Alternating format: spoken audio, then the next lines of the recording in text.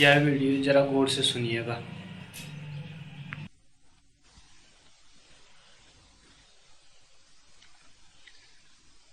साईं,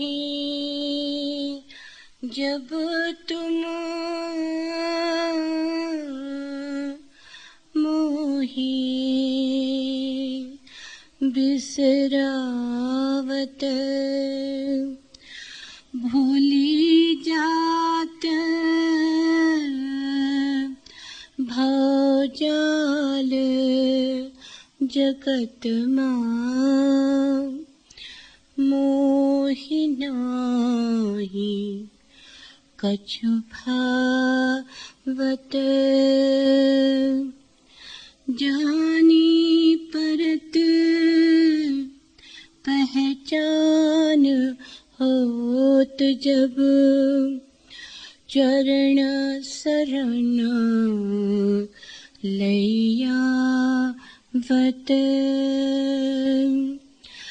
जब पहचान होत है तुमसे सुरती सुरती मिलावत। जा कोई चाहे कि करो बंदगी बपूरा कौन कहावत। चाहत कैची सरन ही राखत चाहत दूरी बढ़ावत। हो अजान अज्ञान अहो प्रभु तुम ते कही के सुनावत। जग जीवन पर करत हो दया तेहि ते नहीं बिसरावत। साईं साईं, जब तुम मोहि बिसरावत। बहुत देखा देखी करही बहुत देखा देखी करही जोग जुगति कछु आवे नाही अंत भर्म महाभरहि बहुतक देखा देखी करही गे भरो हाय अस्तुते जय की नाम मन ही समुझ ना परे रहनी गहनी आवे नाही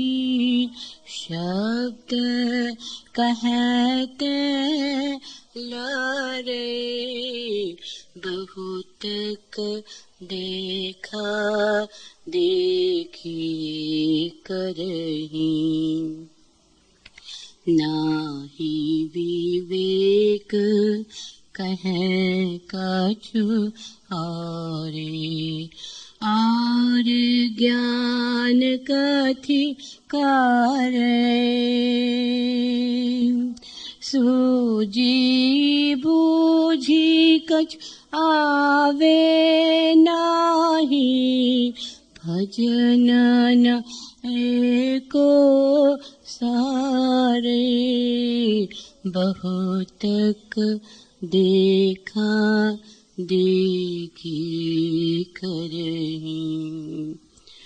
कहा हमारे जो माने कोई, सिद्ध सचचित धरई। जग जीवन जो कहा न माने, जग जीवन जो कहा न माने, पार जाय सो पारे। बहुतक देखा देखे करही। बहुपद जोरी जोरी करी गावे, बहुपद जोरी जोरी करी गावे। साधन कहाँ सो काटी कपटी के, अपन कहाँ गोहरावे, अपन कहाँ गोहरावे हो। बहुपद जोरी जोरी करी गावे। निंदा करही विवाद जहाँ तहाँ, वक्ता बड़े कहावे। आप अंध कछु चेतत नाही, औरन अर्थ बतावे हो। बहुपद जोरी जोरी करी गावे। जो को राम का भजन करत है, तेहि को काहि भर मावे। माला मुद्रा भेष किए बहु, जग पर मोदि पूजावे। बहुपद जोरी जोरी करी गावे। जहाँ ते आई सो सोधी नहीं, जगर जनाम गावे। जग जीवन ते निंदक वादी, बासन रक में पावे हो। पद जोरी जोरी करी गावे हो। बहुपद जोरी जोरी करी गावे।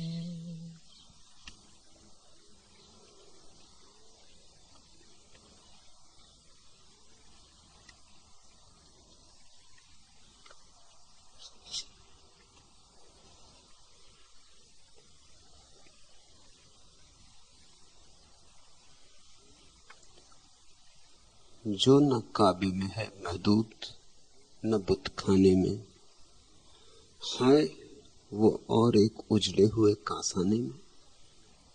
मिलती है उम्र अबद इसके मैखाने में, ए अजल तू भी समा जा मेरे पैमाने में।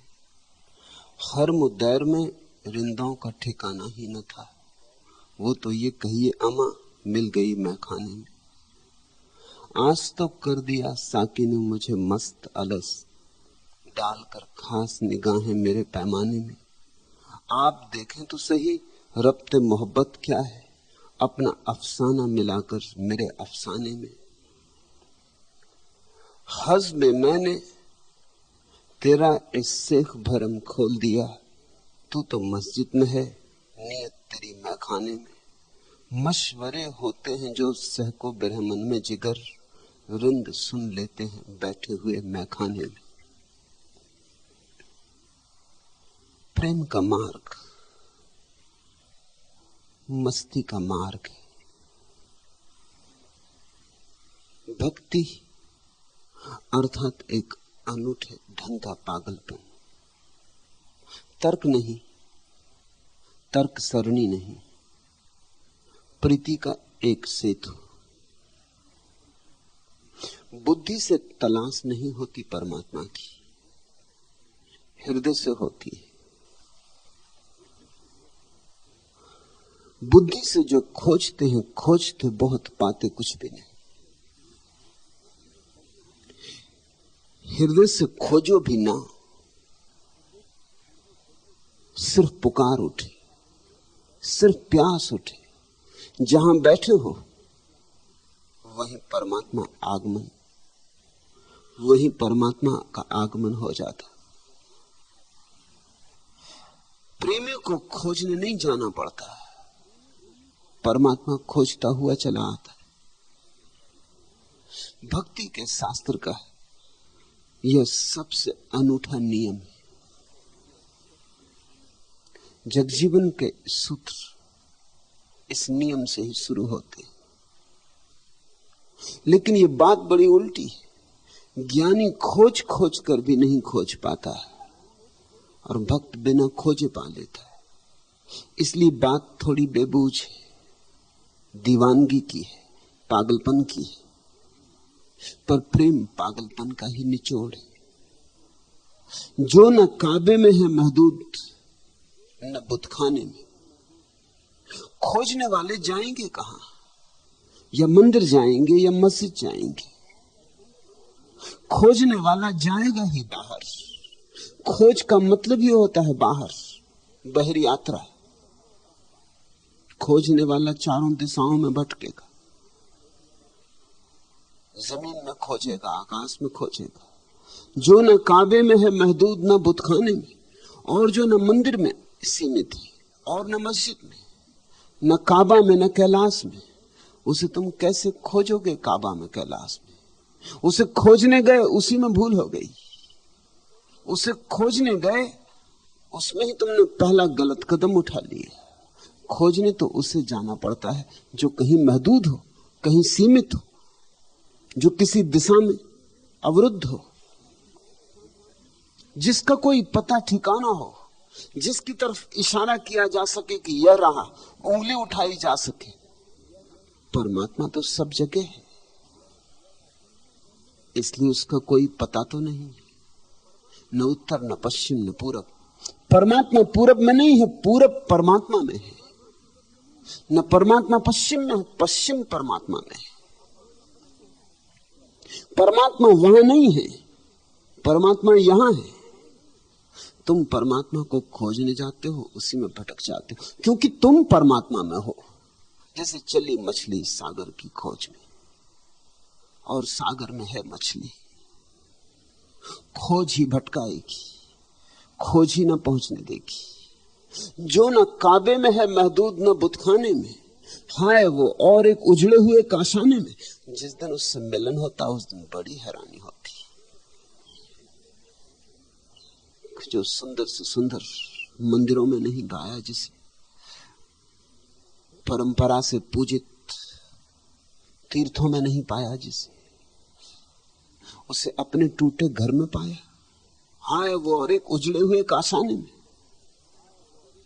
अपने इस छोटे से घर में पाया उसे। उस दिन भरोसा नहीं आता, विश्वास भी नहीं आता कि जिसे हम खोजने चले थे, वो खोजने वाले में ही छिपा था। और जब तक हम खोजते थे, तब तक हम भटकते थे। प्रेमी खोज छोड़ देता, प्रेमी सिर्फ पुकारता है। जिससे छोटा बच्चा रोता है, खोजने जाए तो जाए कहां?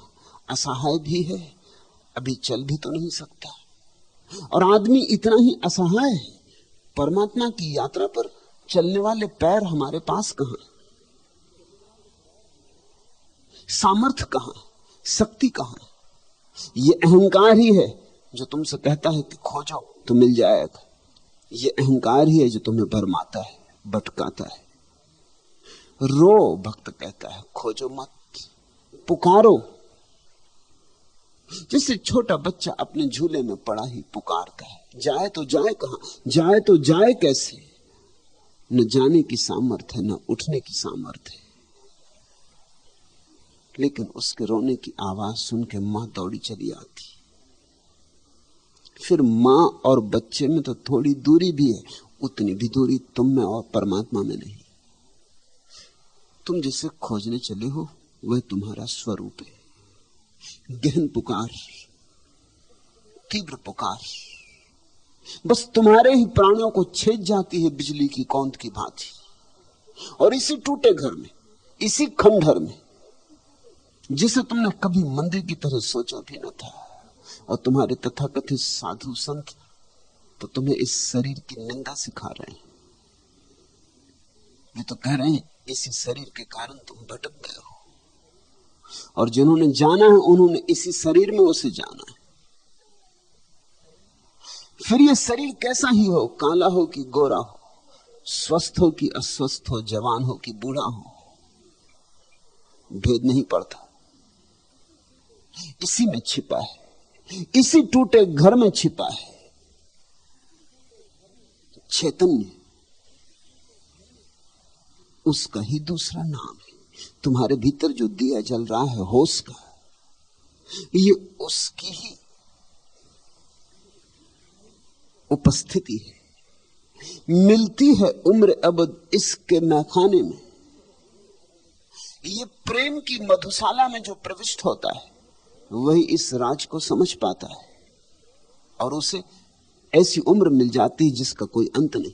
उसे शाश्वतता मिल जाती, उसे अमृतत्व मिल जाता। अमृतस्य पुत्र, उसे अनुभव होता है कि मैं अमृत का ही बेटा हूं, कि मैं उसी से आया हूं, वही हूं, उसी तरफ जा रहा हूं, उसी में हूं, उसी का हूं। भटकूं तो भी उसी में भटक रहा हूं, भूल जाऊं तो भी उसी में हूं, बिल्कुल स्मरण न रहे तो भी उससे दूर जाने का उपाय नहीं है। मिलती है उम्र अबद इसके मैखाने में, ए अजल तू भी समा जा मेरे पैमाने में। भक्त के प्रेम में इतनी सामर्थ्य है कि मौत को भी उसमें डुबा लेता है। मौत समाप्त हो जाती, उसके प्रेम में ही मौत मर जाती। प्रेम एकमात्र स्वर है शाश्वतता का, प्रेम एकमात्र अनुभव है अमृत का। हर मुद्दर में रिंदों का ठिकाना ही न था, हर मुद्दर में रिंदों का ठिकाना ही न था। वहां पियकड़ों को कौन घुसने दे, वहां प्रेमियों को कौन घुसने दे। वहां तो प्रार्थनाएं भी औपचारिक हो गई, उन प्रार्थनाओं से अब आंसू पैदा नहीं होते। वहां तो पूजा भी जड़ हो गई, पैर नाचते नहीं, हृदय में रक्त नहीं होता। आरती उतरती, आदमी अछूता का अछूता रह जाता है। फूल चढ़ जाते, प्राणों का फूल अनचढ़ा रह जाता है। पाखंड हो रहा है, प्रार्थना नहीं हो रही। प्रार्थना तो प्रेम में ही हो सकती, और प्रेम के कोई नियम नहीं होते, प्रेम की कोई मर्यादा नहीं होती, प्रेम की कोई भाषा नहीं होती, प्रेम के कोई बंधे हुए ढंग नहीं होते। प्रेम तो सहज होता, स्वस्फूर्त होता। हर मुद्दर में रिंदों का ठिकाना ही न था। वो तो कहिए अमा मिल गई मैखाने में। वो तो ये गनीमत समझो कि कभी कभी कोई मधुशाला भी होती है। मंदिरों और मस्जिदों के इस उपद्रव में कभी कभी कोई मधुशाला भी होती है। खैर समझो, कभी कोई बुद्ध, कभी कोई मीरा, कभी कोई जगजीवन, कभी कोई कबीर, कभी कोई क्राइस्ट, कभी कोई कृष्ण। कभी कभी जमीन तो मंदिर मस्जिदों से भरी है, लेकिन कभी कभी यहां कोई मधुशाला भी हो जाती, वहीं शरण मिल जाती, वहीं दीवाने बैठ के रो लेते हैं और पा लेते, वहीं दीवाने बैठ के गा लेते हैं और पा लेते हैं, वहीं दीवाने बैठ के मस्त हो लेते हैं और परमात्मा आ जाता है। कहीं जाना नहीं पड़ता। आज तो कर दिया साकी ने मुझे मस्त अलस्त, डालकर खास निगाहें मेरे पैमाने। और एक बार तुम पागल होने की हिम्मत तो जुटाओ, भरे तो तुम्हारी आंखें आंसुओं से, भरे तो तुम्हारा हृदय पुकार से, प्यास से, और कर देगा वह तुम्हें मस्त। आज तो कर दिया साकी ने मुझे मस्त अलस्त, डालकर खास निगाहें मेरे पैमाने, और तुम्हारे हृदय की प्याली में जिस दिन उसकी निगाहें पड़ेंगी। पुकारो तो सही, रो तो सही, गुनगुनाओ तो सही, नाचो तो सही, नियम तो छोड़ो, मर्यादा तो तोड़ो। थोड़े सहज स्फूर्त, स्वाभाविक। न हिंदू, न मुसलमान, न ईसाई, न जैन, न बौद्ध, बस आदमी। बस उतना काफी, उतना पर्याप्त। एक असहाय शरण भाव कि मेरे खोजे से कुछ भी ना होगा, अब तू मुझे खोज। मैं तो चलता रहा, चलता रहा, चलता रहा, जीवन जीवन बीत गए, 1 इंच भी यात्रा पूरी नहीं हो सकी। अब तो बैठ गया थक कर, अब तू ही हाथ बढ़ा। यही भक्ति का बुनियादी आधार है। परमात्मा खोजे भक्त को। आप देखें तो सही, रब्त मोहब्बत क्या है, ये प्रेम का राज, ये प्रेम का रहस्य, ये प्रेम का रस स्वाद क्या है। देखें तो सही, आप देखें तो सही, रब्त मोहब्बत क्या है। अपना अफसाना मिलाकर मेरे अफसाने में। और ऐसे दीवानों, जगजीवन जैसे दीवानों के पास अगर तुम्हें बैठना हो जाए तो जरा उनकी कहानी में अपनी कहानी मिला लेना, उनके गीत में अपना गीत डुबा देना, उनके प्रेम में अपने प्रेम को मिला लेना, उनके साथ नाच उठना, उनके साथ गा उठना। आप देखें तो सही, रब्त मोहब्बत क्या है। अपना अफसाना मिलाकर मेरे अफसाने में। और जब कभी ऐसी कोई मधुशाला जागती जीती, जब कभी कोई ऐसा अलमस्त फकीर नाचता गाता, जब कहीं मधु पर मधु कलश ढाले जाते, तो तुम ये मत समझो कि भक्ति पाते। मंदिरों मस्जिदों में बैठे हुए पुजारी और पंडित भी तड़फते हैं, आ नहीं पाते, क्योंकि उनके न्यस्त स्वार्थ वहां अटके। उनके सारे स्वार्थ वहां जुड़े, हिम्मत नहीं जुटा पाते। लेकिन ईर्ष्या तो जगती है, जलन तो पैदा होती। उस जलन का लक्षण कि वो इस तरह की मधुशालाओं का विरोध करते, नहीं तो क्या पड़ी। मंदिर मस्जिदों में बैठे हुए लोगों को मेरे विरोध की क्या पड़ी। पंडित पुजारी को मुझसे क्या लेना देना है। मैं अपना गीत गाऊंगा, विदा हो जाऊंगा, वे अपना काम करें। नहीं, लेकिन वे बड़े बेचैन हैं, उनको भी ईर्ष्या जग रही है, कुछ घट रहा है और वे चूके जा रहे हैं। इतना साहस भी नहीं है कि जीवन के छोटे मोटे स्वार्थों को छोड़कर आ सके। मेरे पास साधुओं के पत्र आते कि हम आना चाहते, मगर कैसे आए, 1000 बाधाएं, समाज आने नहीं देगा, हमारे श्रावक आने नहीं देंगे, लोगों को पता चल जाएगा कि हम आए थे तो हमें बड़ी मुसीबत होगी। ऊपर ऊपर तो हम आपका विरोध ही करते, भीतर भीतर हम आपके वचनों को भी पढ़ते हैं, उनमें डूबते भी, रस भी पाते, जानते भी हैं कि कुछ हो रहा है, जाना था, हिम्मत नहीं जुटा पाते। आए दिन पत्र आते, आए दिन लोग खबरें लेके आते कि फला साधु, कि फला महात्मा, कि फला साध्वी आना चाहती है, तैयार है। हज बे मैंने तेरा इस शेख भरम खोल दिया। और वो जो शराब की निंदा कर रहा है मंदिर में बैठकर पुजारी, उसकी शराब की निंदा नहीं, उसका भरम खोल दिया। तू तो मस्जिद में है, नियत तेरी मैखाने में। मशवरे होते हैं जो सहको विरह मन में जिगर, रुंद सुन लेते हैं बैठे हुए मैखानों में। वो जो मशवरे हो रहे हैं अस्तित्व में, जहां पहुंचे हुए लोगों के वार्तालाप हो रहे हैं, जहां बुद्ध और महावीर है, जहां कृष्ण और क्राइस्ट और जरथुस्त्र और मोहम्मद, और उनके बीच जो मशवरे हो रहे हैं, जो गुफ्तगू हो रही, वो प्रेम में जो डूब जाते हैं, रिंद सुन लेते हैं बैठे हुए मैखाने में। वो अपनी मधुशाला में ही बैठे बैठे सब पा लेते। सारे बुद्धों का सार उन पर बरस जाता है। ऐसी ही एक बुद्ध पुरुष जगजीवन के वचनों में हम उतरते हैं। साईं जब तुम मोहि बिसरावत, जगजीवन कहते हैं ये मैं तुमसे कह दूं, परमात्मा से कह रहे हैं वो, कि ये मैं तुमसे कह दूं कि तुम जब मुझे बिसार देते हो तभी मैं तुम्हें भूल जाता हूं। ये बड़े मजे की बात। जगजीवन कह रहे हैं कि जब तुम मुझे बिसार देते हो तभी मैं भूल जाता हूं। तुम्हें याद रखना, जब तुम मुझे याद कर लेते हो तब मैं तुम्हें नहीं भूल पाता हूं। सब तुम्हारे हाथ है। याद करो तो तुम याद रहते हो मुझे, भूल जाओ तो मैं भूल जाता हूं। मैं इतना असहाय हूं कि याद भी मेरे बस में नहीं, इतना भी मेरा सामर्थ्य नहीं है कि तुम्हें याद करूं। खोजने की तो बात छोड़ो, रोकर तुम्हें पुकारूं, इतनी भी मेरी शक्ति नहीं है। वो तो जब कभी तुम मुझे याद आ जाते हो तो मैं जानता हूं कि जरूर तुमने मुझे याद किया होगा। नहीं तो तुम मुझे याद भी आ सकते थे, इसका मुझे भरोसा नहीं।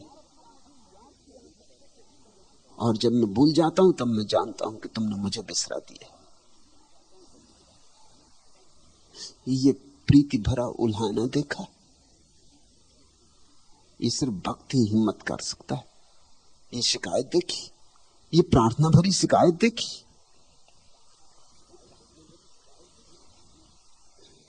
ये निर्भय निवेदन देखा, ये समर्पण की अंतिम पराकाष्ठा देखी। सब छोड़ दिया, सब, प्रार्थना भी, स्मरण भी। साईं जब तुम मोहि बिसरावत, हे मेरे मालिक जब तुम मुझे बुला देते हो, भूल जात भोजाल जगत में, तभी मैं संसार में उलझ जाता हूं। ध्यान रखना, दोष तुम्हारा है, मेरा नहीं। मैं तो अबूझ। बच्चा अगर खो जाए मेले में तो दोष किसका है? बच्चे का, कि उसकी मां का, कि उसके पिता का? ज्ञानी की यह हिम्मत नहीं है। ज्ञानी की अकड़ है। ज्ञानी कहता है कि अगर मैं तुझे भूल गया तो मैं भूल गया। समझना, ज्ञानी कहता है मैं भूल गया हूं, तुझे याद करूंगा, खोजूंगा, तपस्या करूंगा, वित्त नियम उपवास साधूंगा, साधना, और एक दिन सिद्धि होगी। मैं ही तुझे याद करूंगा, मैं ही तुझे पाऊंगा। भक्त कहता है न तो मैं तुझे पा सकता, न तुझे याद कर सकता। इतना जानता हूं कि कभी कभी जरूर तू मुझे याद करता होगा, क्योंकि अनायास अनायास न मालूम किस कोर किस किनारे से तेरी याद मेरे भीतर आ जाती। मुझे कोई कारण मेरे भीतर नहीं दिखाई पड़ता, मेरे भीतर कोई जड़ नहीं दिखाई पड़ती जिसमें से वो सूरत ही पैदा होती। लगता है कहीं तेरे तरफ से आती है। यह भी क्या मंजर है, बढ़ते हैं ना हटते हैं कदम, तक रहा हूं दूर से मंजिल को मैं, मंजिल मुझे। मेरी तो हालत ऐसी है। यह भी क्या मंजिल है, बढ़ते हैं ना हटते हैं कदम, ना आगे जा सकता ना पीछे जा सकता, ऐसी मेरी दशा है। हिल डुल भी नहीं सकता, मेरी सामर्थ्य इतनी छोटी। एक छोटी बूंद सागर की तलाश पर निकले भी तो क्या निकले, न मालूम किन मरुस्थलों में कहां खो जाएगी। बूंद की सामर्थ्य क्या है सागर की खोज करे? ये तो सागर ही उठा ले तो उठा ले। यह भी क्या मंजिल है, बढ़ते हैं ना हटते हैं कदम, तक रहा हूं दूर से मंजिल को मैं, मंजिल मुझ। देखता रहता हूं टकटकी बांधे, लेकिन फासला ऐसा लगता है कि अंतहीन, अनंत। मैं पहुंच सकूंगा इतनी यात्रा करके इस दूर के तारे तक, ये मेरी सामर्थ्य नहीं, ये मेरा बस नहीं। लेकिन फिर भी कभी कभी तो बड़े पास से सुनाई पड़ता है। याद जाना भी अजब रूह फजा आती है, सांस लेता हूं तो जन्नत की हवा आती, मर्ग नाका में मोहब्बत मेरी तकसीर मुआफ, जीस्त बन बन के मेरे हक में कजा आती। नहीं मालूम वो खुद है कि मोहब्बत उनकी पास ही से कोई बेताब सदा आती। समझ मुझे कुछ पड़ता नहीं, तूने पुकारा या तू खुद मेरे पास से गुजर गया। नहीं मालूम वो खुद है कि मोहब्बत उनकी पास ही से कोई बेताब सदा आती। हृदय के बिल्कुल पास, इतने पास से कि हृदय के भीतर से कोई आवाज आती है, भर लेती है मुझे, आलिंगन में ले लेती है मुझे। कोई गंध छिटक जाता मुझ पर, कोई गीत बरसा जाता मुझ पर। यादें जाना भी अजब रूह फजा आती। सांस लेता हूं तो जन्नत की हवा आती। मगर कभी कभी ऐसा होता, जरूर तेरे कारण होता होगा। मेरे कारण होता तो सदा कर लेता। समझना, अगर मेरे बस में होता तो 24 घंटे कर लेता। तेरी याद भी है प्यारे, तेरी याद भी, याद जाना भी अजब रूह फजा आती। ये भी एक रहस्य, कब आती है कब नहीं आती, क्यों आती है क्यों नहीं आती। कभी तो चाहता हूं और नहीं आती, और कभी ना चाहे उतर आती अनायास।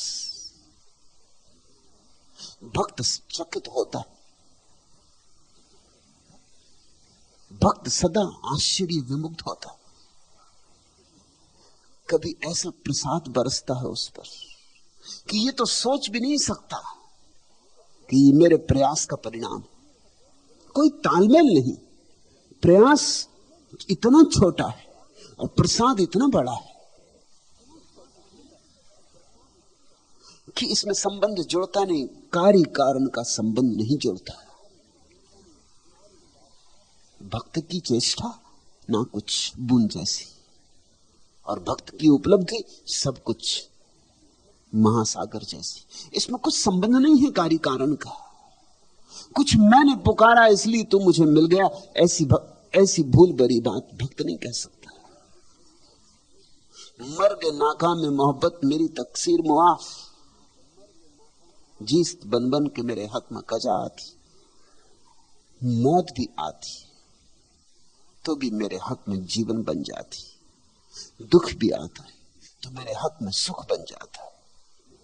कांटा भी चुभता है तो न मालूम कौन किस चमत्कार से उसे फूल बना जाता है।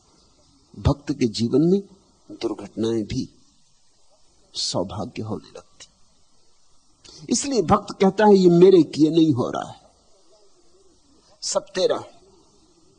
साईं जब तुम मोहि बिसरावत, भूल जात भोजाल जगत मां। सब भूल भाल जाता हूं, स्मरण ही नहीं आता, परमात्मा की सुध भी नहीं उठती, सत्य का विचार भी नहीं जगता। ऐसे भटक जाता हूं जैसे तुझसे कोई पहचान ही नहीं। मगर दोस्त तेरा है। ये हिम्मत भक्त की है, ये हिम्मत त्यागी की, तपस्वी की, ज्ञानी की नहीं है। ये हिम्मत भक्त की, ये हिम्मत प्रेमी की है कि दोस्त तेरा है। तू तो बड़ा है, तू तो रहमान है, रहीम है। हम भूलें भी तो तू तो मत छोड़, हम हाथ भी छोड़ दें तो तू तो हाथ पकड़ रख। हम अंधेरे में खो भी जाएं तो तू तो हमारा पीछा कर सकता है। हम तेरी तरफ पीठ कर लें, लेकिन तुझे कौन रोकता था कि सामने आके खड़ा ना हो जाए।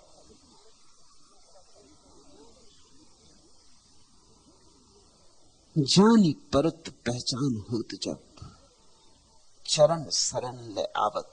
लेकिन ये बात तुम्हें तब समझ में आएगी जब पहचान होगी, जब प्रसाद बरसेगा तब समझ में आएगी ये बात कि अपने प्रयास की क्या सामर्थ्य, क्या औकात। जैसे कोई चम्मच से सागर को खाली करने में लगा हो, ऐसे हमारे प्रयास। और एक दिन सागर खाली हो जाए तो क्या तुम समझोगे कि तुम्हारी चम्मच के खाली करने से खाली हो गए। जानी परत पहचान होत जब, ये बात जगजीवन कहते हैं तुम तब समझ पाओगे जो मैं कह रहा हूं जब पहचान होगी। तब तुम पाओगे अपना किया तो रंच मात्र था, और जो मिला है वो अपार है। कोई संबंध हमारे कृत्य में और हमारी उपलब्धि में नहीं, साधना और सिद्धि में कोई संबंध नहीं। इसलिए भक्ति कहती है प्रयास से नहीं मिलता परमात्मा, प्रसाद से मिलता है, उसकी ही अनुकंपा से मिलता है। जब वह तुम्हें चरण में ले लेता है, जब अचानक वह तुम्हें झुका लेता अपनी शरण में, तुम्हारे झुकने से तुम न झुकोगे। इस संबंध में एक मनोवैज्ञानिक सत्य समझ लेना उपयोगी होगा। तुम जो भी करोगे उससे तुम्हारा अहंकार ही बढ़ेगा, जो भी, बेशर्त। उपवास करोगे तो अहंकार बढ़ेगा, योग साधोगे तो अहंकार बढ़ेगा। तुम जो भी करोगे तुम ही करोगे ना, तुम्हारे करने से तुम्हारा कर्ता पुष्ट होगा। तुम अगर अकर्ता होके भी बैठ जाओगे, तुम कहोगे मैं कुछ नहीं करता, तो भी कर्ता पुष्ट होगा। भीतर से तुम कहोगे कि देखो मैं कुछ भी नहीं कर रहा हूं, मैं अकर्ता हो गया हूं, लेकिन मैं बनेगा। इस मैं के बाहर जाने का उपाय क्या है? और समस्त धर्मों ने कहा है मैं के जो बाहर गया वही परमात्मा में गया। इस मैं के बाहर जाने की विधि क्या है फिर? क्योंकि जो भी हम करेंगे उससे मैं ही मजबूत होगा, अनिवार्य रूपेण। निरपवाद, कुछ भी करो, अकर्म भी करो, अक्रिया भी साधो, शांत होकर बैठ जाओ, मौन करो, ध्यान करो, लेकिन जो भी तुम करोगे वो तुम्हारे कर्ता भाव को मजबूत करेगा। और तुम्हारा कर्ता भाव ही तो अहंकार है। तो फिर उपाय क्या है? भक्त कहता है उस पर छोड़ो, उसे करने दो। तुम कहो कि ये रहा मैं, तू कर। तुम प्रतीक्षा करो, प्रयास नहीं, प्रतीक्षा। और प्रतीक्षा का ही नाम है प्रार्थना। प्रार्थना का अर्थ है तू कुछ कर। प्रार्थना का सारसूत्र इतना ही है कि मेरे किए सब अनकिया हो जाता है। मैं करता हूं तो गलत हो जाता है, ठीक भी करता हूं तो गलत हो जाता है, दान भी देता हूं तो लोभ के कारण देता हूं, ऐसी मेरी मुसीबत है। दया भी करता हूं तो अहंकार मजबूत होता है। जो भी मैं करूं उसी में भूल हो जाती, क्योंकि मेरा मैं पीछे से आ जाता, मैं की छाया विषाक्त कर देती है मेरे कृत्य को। इसलिए अब मैं क्या करूं, अब मैं कैसे करूं? सब विधि विधान व्यर्थ है, अब तू कुछ कर। जानी परत पहचान होत जब चरण शरण ले आवत, और तब वह अपूर्व घटना घटती है। अज्ञात हाथ आते हैं और झुका लेते हैं। एक अज्ञात किरण उतरती और अंधेरे को तोड़ जाती, जन्मों जन्मों के अंधेरे को। एक अज्ञात बाढ़ आती और बहा ले जाती सब कूड़ा करकट, छोड़ जाती है निश्चल पवित्र शुद्ध चैतन्य पीछे। जो जब पहचान होत है तुमसे, सूरत सूरती मिलावत, और जब तुमसे पहचान होती तब मेरी सूरती और तुम्हारी सूरत एक ही बातों के दो नाम है। सूरती का अर्थ होता है मेरा स्मरण, मेरी स्मृति, तुम्हारी याददाश्त। जब तुमसे पहचान होती है तब मेरे भीतर तुम्हारी याद और तुम्हारा चेहरा और तुम्हारी सूरत, इनमें भेद नहीं रहता। मेरी सूरत तुम्हारी सूरत, तुम्हारी सूरत मेरी सूरत थी। मेरी नजर से तेरी जुस्तजू के सदके में ये एक जहां ही नहीं सैकड़ों जहां गुजरे। हुजूम में जलवा में परवाज़े शौक क्या कहना, कि जैसे रूह सितारों के दरमियां गुजरे, बस जरा सी एक झलक और आत्मा आकाश में उड़ने लगती। हुजू में जलवा में परवाज़े शौक क्या कहना। फिर ऐसी हिम्मत आती, फिर ऐसा साहस उठता है, फिर डैने फैलाकर आदमी चांद तारों के पास उड़ता है। जो छोटी मोटी बदलियों के भी पार नहीं जा सकता था, वो अनंत आकाश को पार कर जाता है। मेरी नजर से तेरी जुस्तजू के सदके में ये एक जहां ही नहीं सैकड़ों जहां गुजरे। तेरी आंख से आंख भर मिल जाए कि एक जहां नहीं सैकड़ों जहां गुजर जाते। पल भर में अनंत काल बीत जाता है, एक क्षण शाश्वत हो जाता है हुजू में जलवा में और तेरे उस प्रसाद में, तेरे उस रहस्यपूर्ण अनुग्रह में। परवाज़े शौक क्या कहना। ऐसी हिम्मत, ऐसा साहस इस नाकुच में उठता है कि बूंद सागर होने का रस लेने लगती। ऐसे पंख फैलते कि जैसे रोज सितारों के दरमियां गुजरे। फिर कुछ चिंता नहीं रह जाती। फिक्र मंजिल है ना, हो से ज्यादा है मंजिल मुझे, जा रहा हूं जिस तरफ ले जा रहा है दिल मुझे। फिर कोई चिंता नहीं कि मंजिल कहां है, कोई फिक्र नहीं। तेरी आंख से आंख मिली कि मंजिल मिली। फिक्र मंजिल है ना, अब कुछ चिंता नहीं कि कहां है मंजिल, कहां है गंतव्य। और न इस बात की चिंता है कि मैं ठीक रास्ते पर चल रहा हूं कि नहीं। ये मजे की बात समझना, ये गहरी बात पकड़ना। फिक्र मंजिल है ना, हो से ज्यादा है मंजिल मुझे।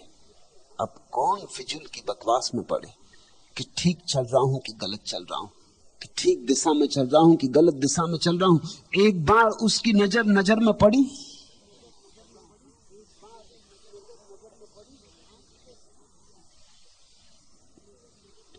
आज तो कर दिया साकी ने मुझे मस्त अलस्त, डालकर खास निगाहें मेरे पैमाने में। एक बार उसकी नजर में पड़ी, एक बार पहचान हुई, फिर सभी दिशाएं उसी से भरी और सभी रास्ते उसी के। फिर संसार ही निर्वाण है, फिर देह ही आत्मा है। फिर तुम जहां हो वही ठीक हो, तुम जैसे हो वैसे ही ठीक हो। फिर दुर्भाग्य नहीं, फिर सौभाग्य ही सौभाग्य। जा रहा हूं जिस तरफ ले जा रहा है दिल मुझे, बस फिर तुम्हें पता चला, सुराग मिला हृदय का। जब पहचान होते तुमसे सूरत सूरती मिलावत।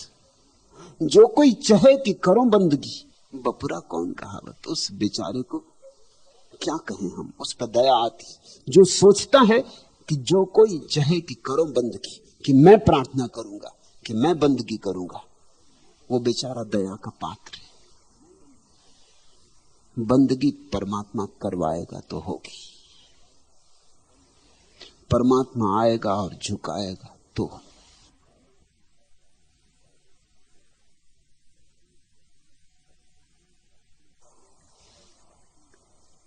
प्राचीन शास्त्र कहते हैं जब शिष्य तैयार होता है गुरु उपस्थित हो जाता है। जब भक्त तैयार होता है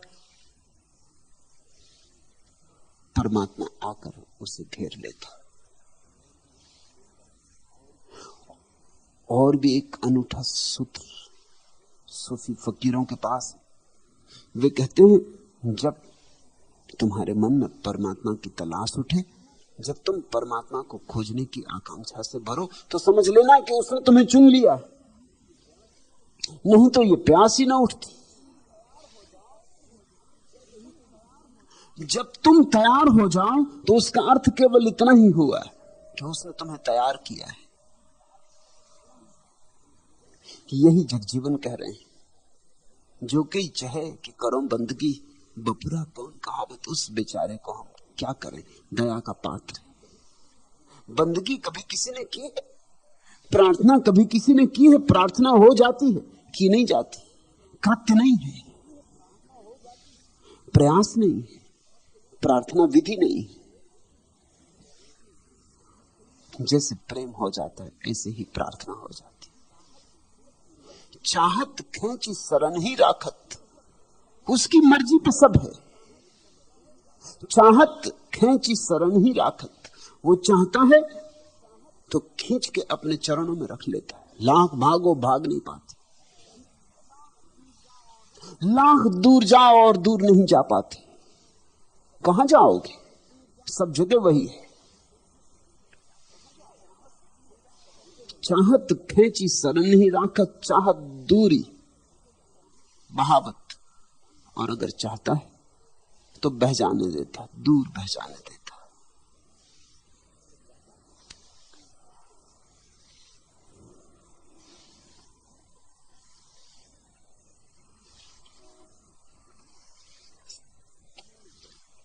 दिल ने सीने में तड़पकर उन्हें जब याद किया, दरो दीवार को आमादाए फरियाद किया, वस्ल से साथ किया, हिज्र से नासात किया, उसने जिस तरह से चाहा मुझे बर्बाद किया। हमको देख ओ गमे फुरकत के न सुनने वाले, इस बुरे हाल में भी हमने तुझे याद किया। और क्या चाहिए सरमाए तस्कीन ए दोस्त, एक नजर दिल की तरफ देख लिया, साध किया। सरहे नरंगी ए असबाब कहां तक कीजिए, मुख्तसर ये कि हमें आपने बर्बाद किया। मौत एक दामे गिरफ्तारी ए ताजा है जिगर, ये न समझो कि गमे इश्क ने आजाद किया। भक्त तो कहता है आबाद करो तो तुम, बर्बाद करो तो तुम, सारी जिम्मेवारी तुम्हारी। भक्त अपना सारा उत्तरदायित्व परमात्मा पर छोड़ देता, यही समर्पण है। सरहे नरंगी असबाब कहां तक कीजिए, मुख्तसर ये कि हमें आपने बर्बाद किया। और क्या चाहिए सरमाए तस्कीए दोस्त, एक नजर दिल की तरफ देख लिया, साथ किया। जब चाहा और एक नजर हमारे दिल की तरफ देखा, तब साथ किया, तब उत्सव बरस गया, तब आनंद के फूल खिल गए, तब वसंत आ गया। और जब नजर फेर ली तब बर्बादी छा गई, पतझड़ हो गया, अंधेरी रात उतर आई। वस्ल से साध किया, हिज्र से नासाद किया, कभी मिला लिया अपने में और खूब मस्त किया, और कभी दूर कर दिया अपने से, विरह में तड़पाया। और बड़ी अंधेरी रातें थी, उसने जिस तरह से चाहा मुझे बर्बाद किया। भक्त कहता है कि बर्बादी तो तुम्हारे हाथ पाता हूं, और आबादी तो तुम्हारे हाथ पाता हूं। एक बात तय है कि मैं नहीं हूं और तुम हो। लेकिन जिस दिन कोई इतनी सरलता से कह देता है कि मैं नहीं हूं तुम हो, उसी दिन से जीवन रूपांतरित हो जाता है। उसी दिन से तुम्हारे जीवन में एक नया सूत्रपात होता है, एक नई किरण उतरती, एक नया प्रभात, एक सूर्योदय। हो अजान अज्ञान अहो प्रभु, तुम तो कही के सुनावत। कह रहे हैं कि ये भी जो मैं कह रहा हूं ये भी मेरा अज्ञान ही है, क्योंकि तुम तो जानते ही हो, तुमसे कहना क्या। अजान हूं, अज्ञान हूं, नहीं तो ये भी क्या कहना। जग जीवन पर करत हो दया, कहीं ते नहीं बिसरावत। और ये भी मैं तुम्हारी जो चर्चा कर रहा हूं ये भी तुम्हारी कृपा है। तुमने मुझे नहीं बिसराया, इसलिए तुम्हारी याद चल रही, इसलिए तुम्हारी याद की धारा बह रही, इसलिए नहा रहा हूं इस गंगा में, इसलिए तुम्हारी चर्चा कर रहा हूं।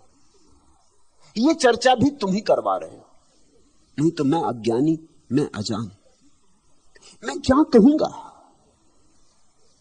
जगजीवन के पास सैकड़ों लोग इकट्ठे हो गए थे, दीवाने, प्रेमी, भक्त। वो ये कह रहे हैं कि इनसे जो मैं कह रहा हूं वो वही जो तुम मुझसे कहलवा रहे हो। ये मैं नहीं कह रहा हूं, ये तुम कह रहे हो।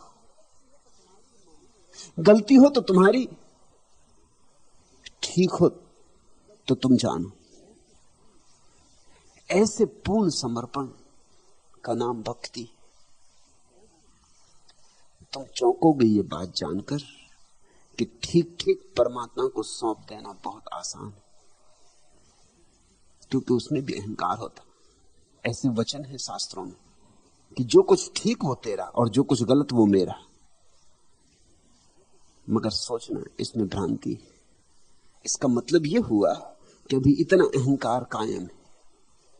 ठीक तेरा कि देख, जरा देख, मेरी दरिया दिली देख कि सब ठीक तुझे देता हूं, कि सब ठीक तेरा और गलत गलत मेरा।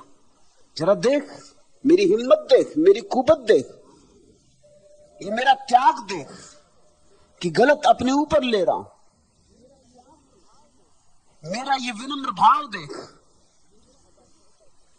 मेरी सदा सहता देख। कोई छोटा मोटा दिल नहीं है मेरे पास।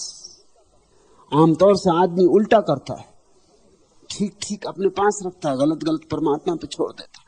जब तुम सफल होते हो तब तुम कहते हो मैंने सफलता पाई, और जब तुम हार जाते हो तुम कहते हो भाग्य, भगवान। परिस्थिति बस में न थी।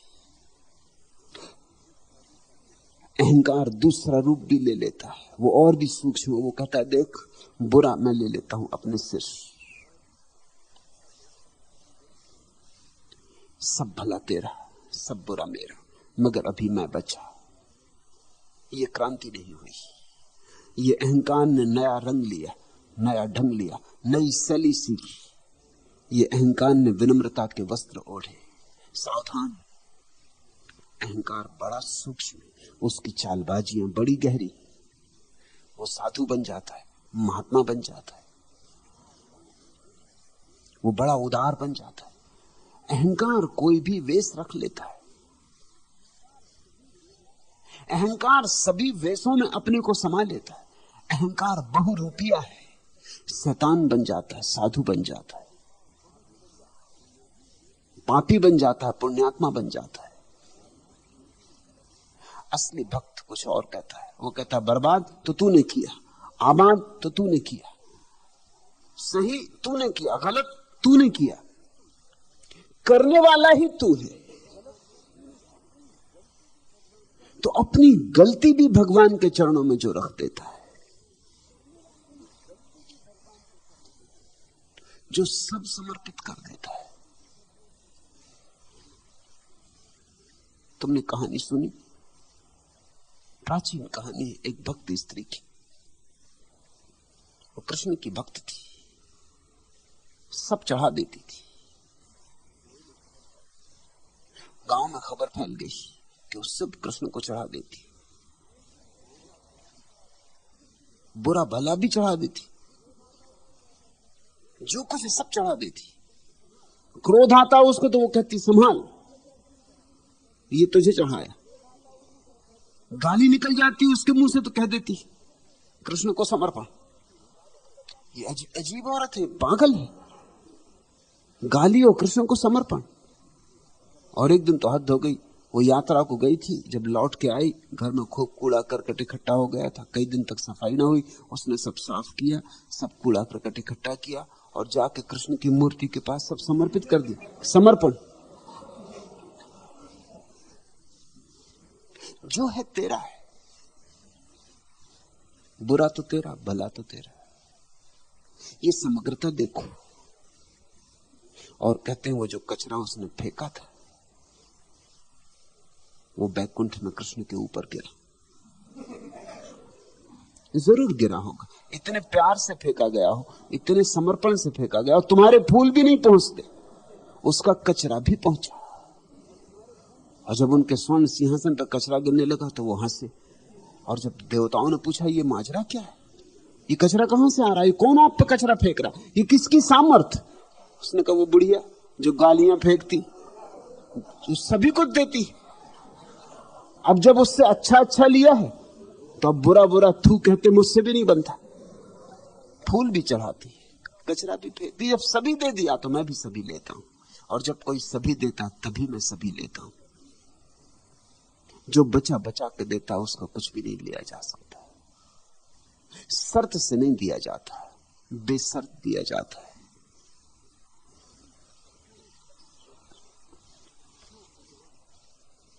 हो अजान अज्ञान अहो प्रभु, तुम तक कही के सुनावत, जग जीवन पर करत हो दया, तही ते नहीं बिसरावत। बहुतक देखा देखी करी, मगर ख्याल रखना ऐसा सुन के देखा देखी मत करने लगना कि फूल तो अभी चढ़ाए ही नहीं और कचरा चढ़ा दिया। देखा देखी मत करने लगना। धर्म को सबसे बड़ी बाधा अधर्म के कारण नहीं, देखा देखी के कारण। धर्म के मार्ग पर सबसे बड़ी अड़चन देखा देखी के कारण। लोग मंदिर जा रहे हैं, तुम भी चले, देखा देखी चले, बस व्यर्थ हो गया जाना, नकल हो गई, तुम्हारे हृदय का आविर्भाव न हुआ, तुम कार्बन कॉपी हो गए। परमात्मा तक सिर्फ मूल प्रतियां पहुंचती, कार्बन कॉपियां नहीं। धर्म के जगत में सबसे महत्वपूर्ण बात याद रखने जैसी अगर कोई है तो यह, देखा देखी मत करना। क्योंकि देखा देखा का मतलब होता है ऊपर ऊपर ऊपर ऊपर रंग रोगन कर लिया, भीतर भीतर जैसे थे वैसे रहे। आचरण भी संभाल लिया, चरित्र भी बना लिया, एक जीवन शैली रच ली, पूजा भी की, पाठ भी किया, प्रार्थना भी की, सब देखा देखी, सब ऊपर ऊपर, और भीतर जैसे थे वैसे के वैसे रहे। देखा देखी प्राणों तक नहीं जा सकती, नकल असल नहीं हो सकती। नकल असल जैसी दिखती है इसलिए धोखा दे सकती है। इसलिए दुनिया में असली खतरा धर्म को नास्तिक से नहीं है। नास्तिक तो कम से कम साफ है कि नास्तिक हूं, बात खत्म हो गई। न कोई परमात्मा है न मुझे खोजना है ही नहीं तो खोजना क्या है। कम से कम ईमानदार है। बेईमान है तुम्हारे तथाकथित आस्तिक, भरोसा भी नहीं है परमात्मा पर, खोजे भी चले जाते। किसे धोखा दे रहे हो? ये कैसी आत्मवंचना। प्रार्थना करते हो और भीतर कोई श्रद्धा भी नहीं कर रहे हो, तब भी तुम जानते हो कि कुछ होना नहीं, मगर चलो देख लो करके, शायद मौजूद है तो प्रार्थना नहीं हो सकती। तुम जानते हो भली बात कि पहले भी प्रार्थना नहीं सुनी गई, ये भी नहीं सुनी जाएगी, पर हर्जा क्या है। मेरे एक शिक्षक मरण शैया पर थे, मैं उन्हें देखने गया। वे जीवन भर नास्तिक थे। मैंने उन्हें राम राम जपते देखा, ऊंट से राम राम राम राम कर रहे हैं। मैंने उन्हें हिलाया, कहा ये क्या कर रहे हैं, पूरी जिंदगी पे पानी फेरे दे रहे। नास्तिकता का क्या हुआ? उन्होंने कहा छोड़ो नास्तिकता की बात, अब मरते वक्त कौन जाने, परमात्मा हो ही। अब मरते वक्त ये बात ना उठाओ, राम राम कर लेने में हर्ज क्या, वैसे बिस्तर पे पड़ा हूं, कोई काम दूसरा है भी नहीं। हुआ तो ठीक है, ना हुआ तो ठीक है, ना हुआ तो अपना कुछ बिगड़ ना गया, वैसे बिस्तर पे पड़े थे। और अगर हुआ तो कहने को बात रह जाएगी कि देख आखिरी वक्त याद किया था। मगर ये आस्तिकता है, ये याद है, ये याद पहुंचेगी। उस बुढ़िया का कचरा भी पहुंच गया था, ये याद भी नहीं पहुंचेगी। ये याद यही घुट के मर जाएगी, ये कंठ के बाहर ही ना निकलेगी। इसमें पंख हो ही नहीं सकते, इसमें प्राण ही नहीं है तो पंख कैसे होंगे। ये आकाश की यात्रा पर नहीं जा सकते। ये आदमी किसको धोखा दे रहा? अपने को ही धोखा दे रहा है। बहुतक देखा देखी कर ही, और इस जगत में धर्म के नाम पर बहुत से लोग देखा देखी ही कर रहे हैं।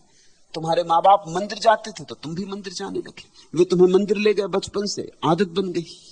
आदत से कहीं धर्म हुआ? आदत और धर्म, लोग सोचते हैं कि कुछ आदतें अच्छी होती, कुछ आदतें बुरी होती। मैं तुमसे कहता हूं आदत मात्र बुरी होती, अच्छी आदत जैसी चीज होती ही नहीं। आदत का मतलब होता है यांत्रिक। अच्छाई यांत्रिक नहीं होती, सहज स्फूर्त होती। अच्छाई आदत से नहीं होती। किसी ने गाली दी और तुम आदत की वजह से क्रोधित न हुए, ये कोई अच्छाई ना हुई। क्रोध तो भीतर आ ही गया, आदत थी, पुरानी अभ्यास था, संभाल गए, गटक गए, दबा लिया कंठ के नीचे, ऊपर मुस्कुराहट जारी रखी, हंसते रहे। मगर क्रोध तो हो ही गया, तुमने प्रकट नहीं किया, इससे क्या फर्क पड़ता है? घटना तो घट ही गई, तुम्हारे प्राण तो दूषित हो ही गए, धुआं तो उठ ही गया, आंख तो लग ही गई, जहर तो फैल ही गया। इतना ही हुआ कि बाहर ना आया, तुम्हारे भीतर ही रहा। दूसरे व्यक्ति को थोड़ा लाभ मिला, लेकिन तुम्हें कुछ लाभ नहीं हुआ। आदत, अच्छी आदतें जिनको हम कहते हैं सामाजिक व्यवस्थाएं, उनसे समाज के जीवन में थोड़ी सुविधा होती।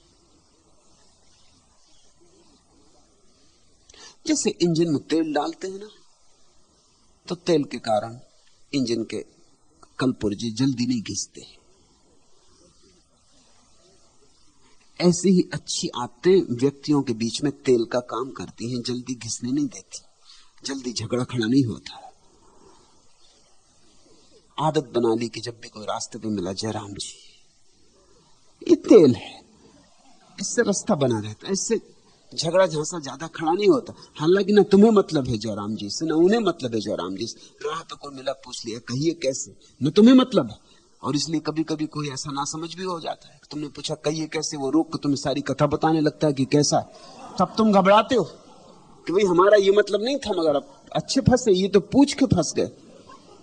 वो बताने लगे अपना सारी कहानी कि पत्नी बीमार है और बेटे की नौकरी नहीं लग रही। अब तुमने पूछा नहीं, कोई इसलिए तो पूछता भी नहीं कि कहिए कैसे, ये तो सिर्फ बीच का तेल है, इससे जिंदगी घसटती पसटती चलती रहती। अच्छी आदतें लुब्रिकेंट है, उससे ज्यादा नहीं। आदत कोई अच्छी नहीं होती। अच्छा आदमी आदतों से मुक्त होता है, वो प्रतिपल जीता है। अच्छा आदमी स्वभाव से जीता है, बुरा आदमी आदत से जीता है। अच्छा आदमी, जयराम जी करता स्वभाव से। तुम्हें देख के राम की याद आनी चाहिए, क्योंकि प्रत्येक व्यक्ति उसी की प्रतिमा है। तुम्हें देख कर राम की सुध आ जाती। एक जीवंत व्यक्ति पास से निकले, जीवन का एक झोंका निकल जाए पास से, तुम्हें राम की याद ना आए, तुम मुर्दा हो। सहज स्फूर्त जयराम जी उठे, आदत से नहीं। तब शुभ का जन्म होता है। लेकिन तुमने जो जीवन बना रखा है वो आदत का जीवन है। लोग माला भी फेर लेते हैं आदत से, दुकान पे बैठे रहते हैं, ग्राहक भी चलाते रहते, नजर भी रखे रहते, कोई सामान तो चोरी नहीं ले जा रहा, कुत्ता भीतर तो नहीं घुस गया।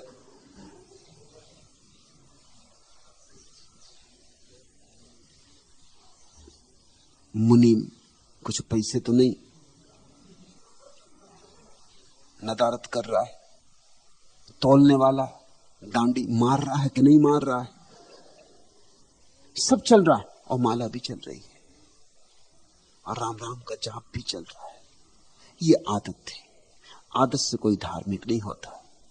लेकिन हमने सारी दुनिया में ये धोखा खड़ा कर लिया, इसलिए दुनिया में दो तरह के लोग हैं, एक ईमानदार नास्तिक और एक बेईमान नास्तिक।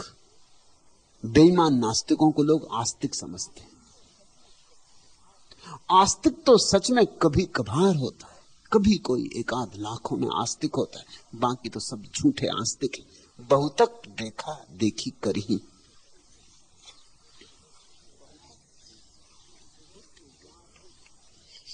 ए हुस्न यार शर्म, ये क्या इंकलाब है, तुझसे ज्यादा दर्द तेरा कामयाब है। आशिक की बेदली का तगाफुल नहीं जवाब, उसका बस एक जोसे मोहब्बत जवाब है।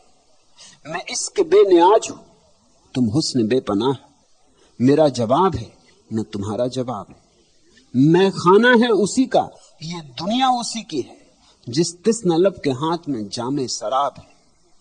ए मोहतसिब न फेंक, मेरे मोहतसिब न फेंक, जालिम शराब है, अरे जालिम शराब है।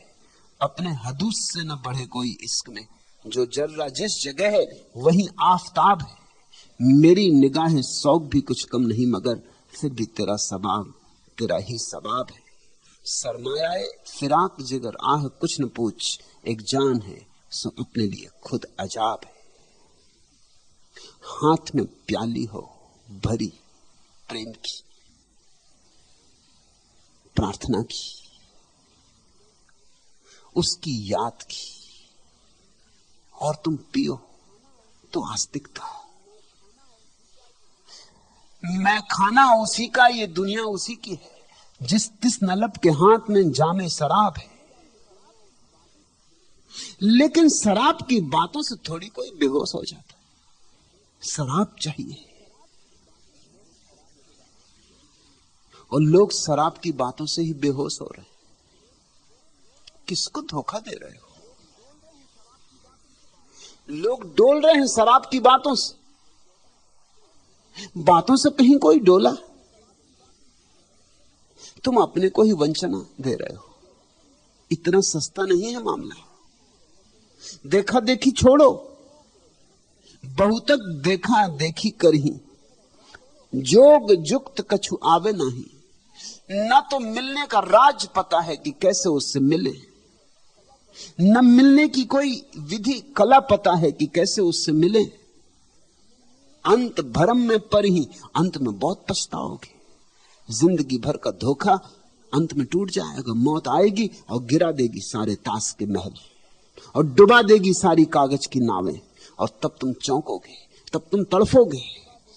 लेकिन तब किए कुछ भी ना हो सकेगा, बहुत देर हो गई। अब पछताए होत का, चिड़िया चुग गई खेत। और जिंदगी भर देखा देखी में पड़े रहे।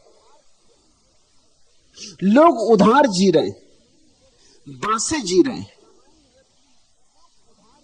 रामायण रट ली है तोतों की भांति।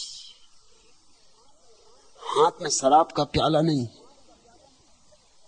हाथ में राम का प्याला नहीं, गीता कंठस्थ कर ली है यंत्र की भांति। ग्रामाफोन के रिकॉर्ड हो गए,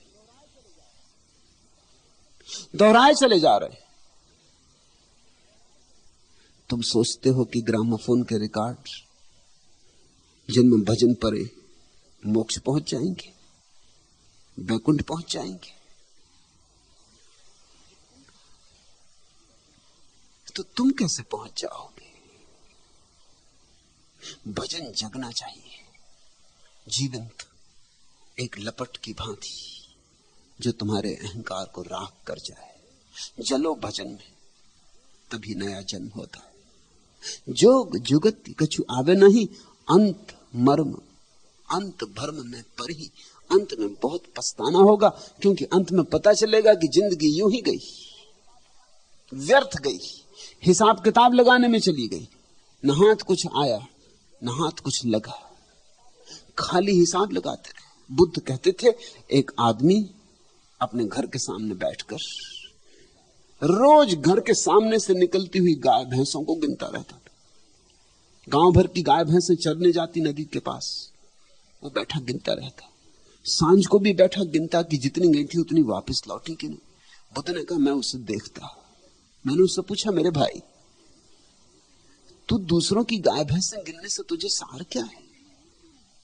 कितनी गई कितनी आई, तेरी तो इसमें एक भी नहीं।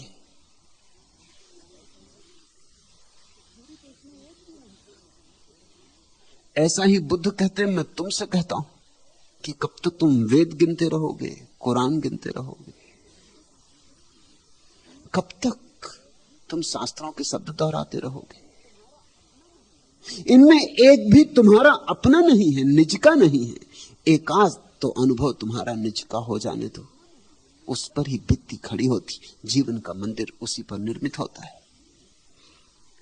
गे भरु आई अस्ततु जही कीना, मनई समझ न परई। मगर तुम भूल जाते हो लोगों की स्तुति में। लोग कहते हैं, आह कैसा ज्ञान आपका, पंडित जी धन्य भागी आप। लोग स्तुति कर जाते हैं, लोग कहते हैं कि वाह पूरे उपनिषद कंठस्थ है आपको, वेद याद है आपको।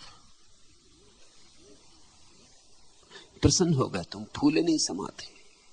गे भरु आई, खूब फूल जाते हो स्तुति से।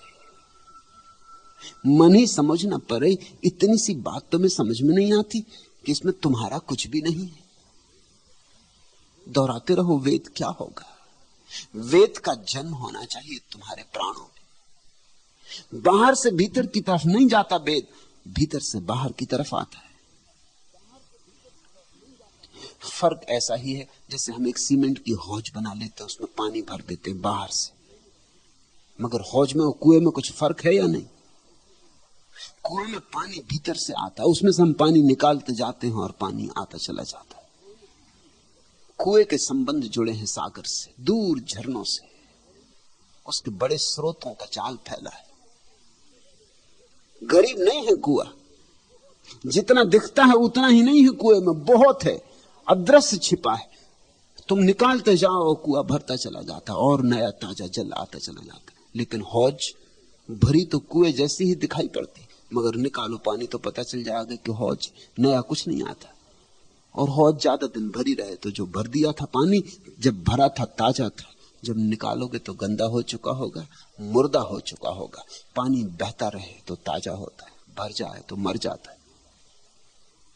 पंडित में ज्ञान बाहर से भरा जाता, पंडित हौज है। ज्ञानी कुआं है, उसमें भीतर से आविर्भूत होता, उसके पास झरने, वो परमात्मा से जोड़ा है। मगर झूठी स्तुति बड़ा रस दे देती लोगों को। जरा देख लेना कि किसकी स्तुति से प्रसन्न हो रहे हो। न उन्हें कुछ पता है, न तुम्हें कुछ पता है। अंधे अंधों की स्तुति कर रहे हैं। कुछ समझो, ऐसे नहीं चलेगा, इस तरह कभी नहीं चला।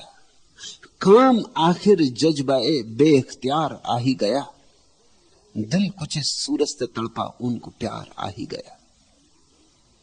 जब निगाहें उठ गई अल्लाह री में राज शौक, देखता क्या हूं वो जाने इंतजार आ ही गया।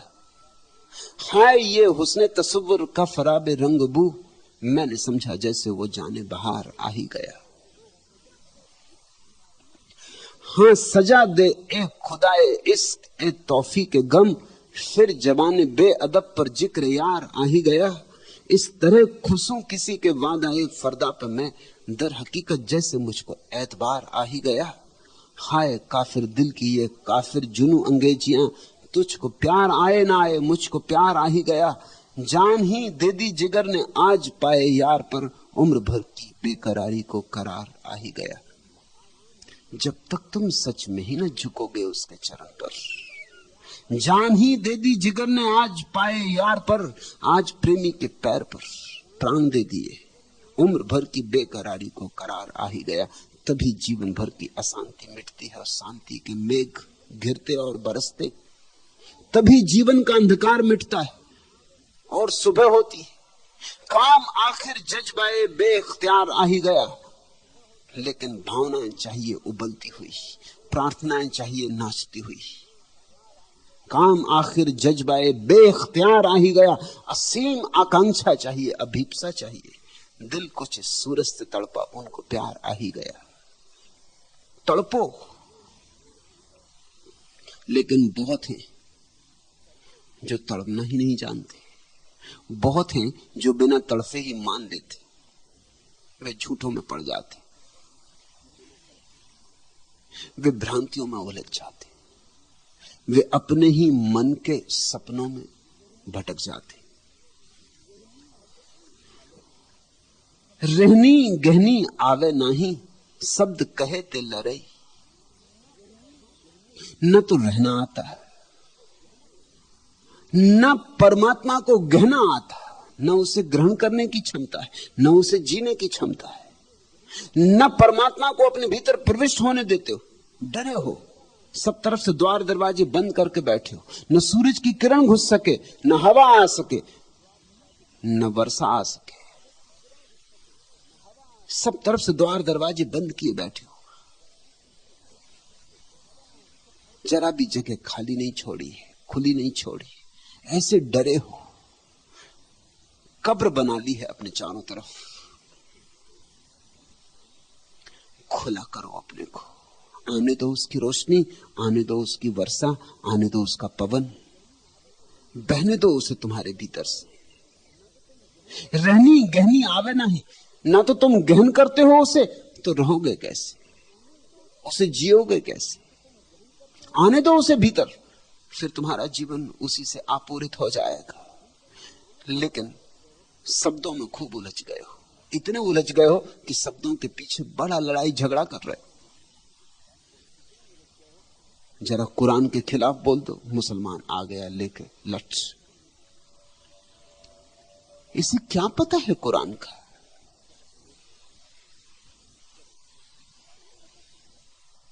जरा वेद के खिलाफ बोल दो, चले आर्य समाजी आ गए झगड़ा करने, जैसे उन्हें पता है कि वेद में क्या है। अपने भीतर क्या है उसका जब तक पता ना हो, तब तक ना वेद का पता होता, ना कुरान का पता होता। सब वेदों की वेद, सब किताबों की किताब भीतर, पहले उसे पढ़ो। उसे पढ़ लिया तो सब शास्त्र पढ़ लिए। उसे बिना पढ़े तुमने जो भी पढ़ा है सब कूड़ा करकट है, बोझ, भार है, मुक्ति का मार्ग नहीं, बंधन का उपाय है। उससे तुम अपनी जंजीरें गढ़ सकते हो, और सुंदर जंजीरों को तुम चाहो तो आभूषण भी मान सकते हो, मगर तुम कारागृह में बंद रहोगे। जगजीवन कहते हैं शब्दों पर लोग लड़ने को तैयार है, शब्दों पर ही लड़ते रहे। बुद्ध, महावीर और कृष्ण और क्राइस्ट का थोड़ी कोई झगड़ा है। कैसा झगड़ा, लेकिन लोगों का झगड़ा चल रहा है। ईसाई मुसलमानों को काटते रहे, मुसलमान ईसाइयों को काटते रहे, हिंदुओं ने बौद्धों को जला दिया, ये चलता रहा। मंदिर जलाए जाते रहे, मस्जिदें उखाड़ी जाती रही, शास्त्र मिटाए जाते रहे, मूर्तियां तोड़ी जाती रही। ये कौन लोग हैं जो शब्दों पे लड़ रहे हैं? शब्द का इतना मूल्य नहीं है, असली मूल्य है रहनी गहनी का। रहनी गहनी आवे नहीं, शब्द कहे ते लड़ई। और अगर ऐसे लोगों से तुम ये भी कहो कि भाई कुछ रहो, कुछ जियो, कुछ ग्रहण करो, तो भी लड़ने को तैयार हो जाते हैं। वो कहते तुमने हमें समझा क्या है, हम कोई अज्ञानी? जरा जरा सी बात पे लोग लड़ने को तैयार हो जाते। नहीं विवेक कहे कछु और ज्ञान कथी करे। कुछ तो लोग कहते हैं और कुछ करते हैं, उनका कहना एक है और करना बिल्कुल विपरीत है। और उन्हें जरा भी होश नहीं है कि किस तरह से जी रहे हो। ये कैसा धोखा, ये कैसा अपने को खंडों में काट लिया है। वही कहो जो जीते हो, वही जियो जो कहते हो।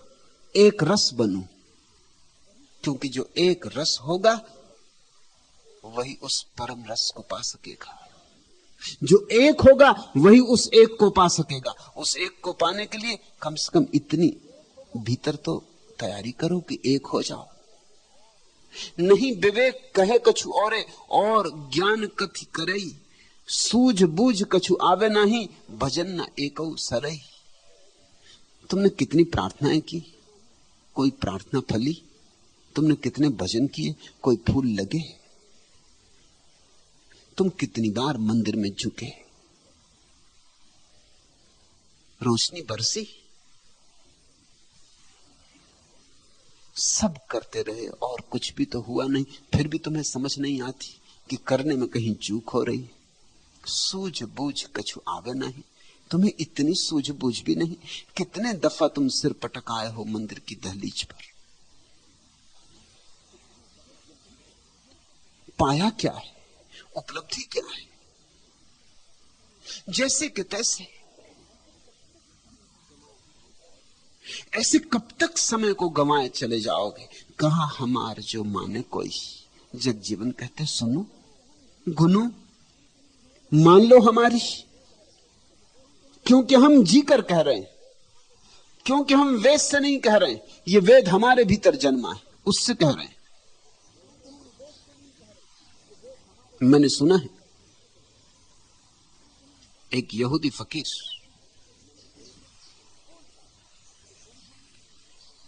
बोलता था, अपने अनुभव की बोलता था, लेकिन अनुभव की बात जरा बेबूझ होती। उसके सुनने वाले जो आते थे सिनागाग में, उनको उसकी कुछ बातें जचती नहीं थी,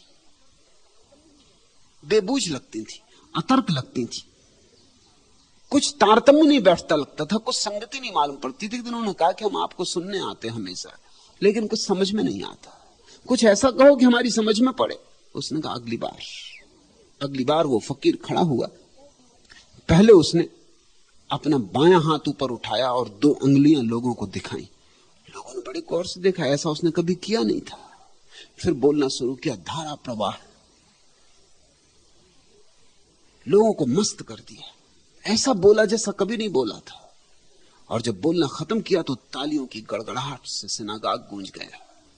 तब उसने अपना दूसरा हाथ उठाया और 2 उंगलियां ऊपर उठाई। जब वो उतरा मंच से तो लोगों ने उसे घेर लिया कि और सब तो समझ में आया, मगर ये राज क्या?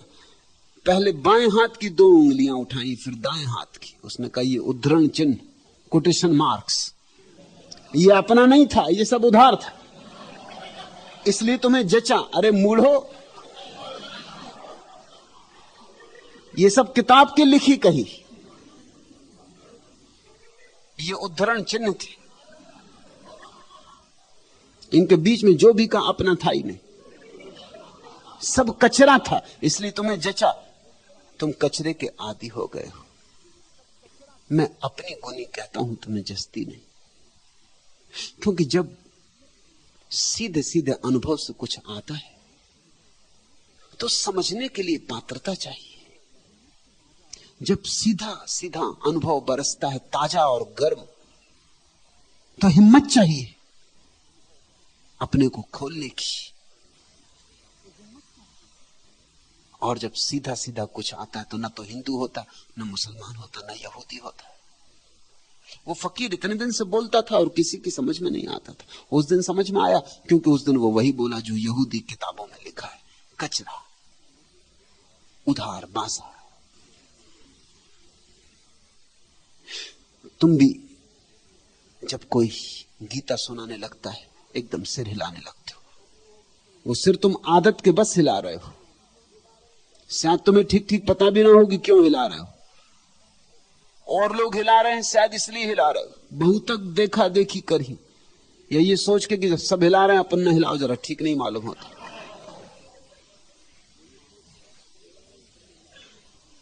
मार्क ट्वेन फ्रांस गया।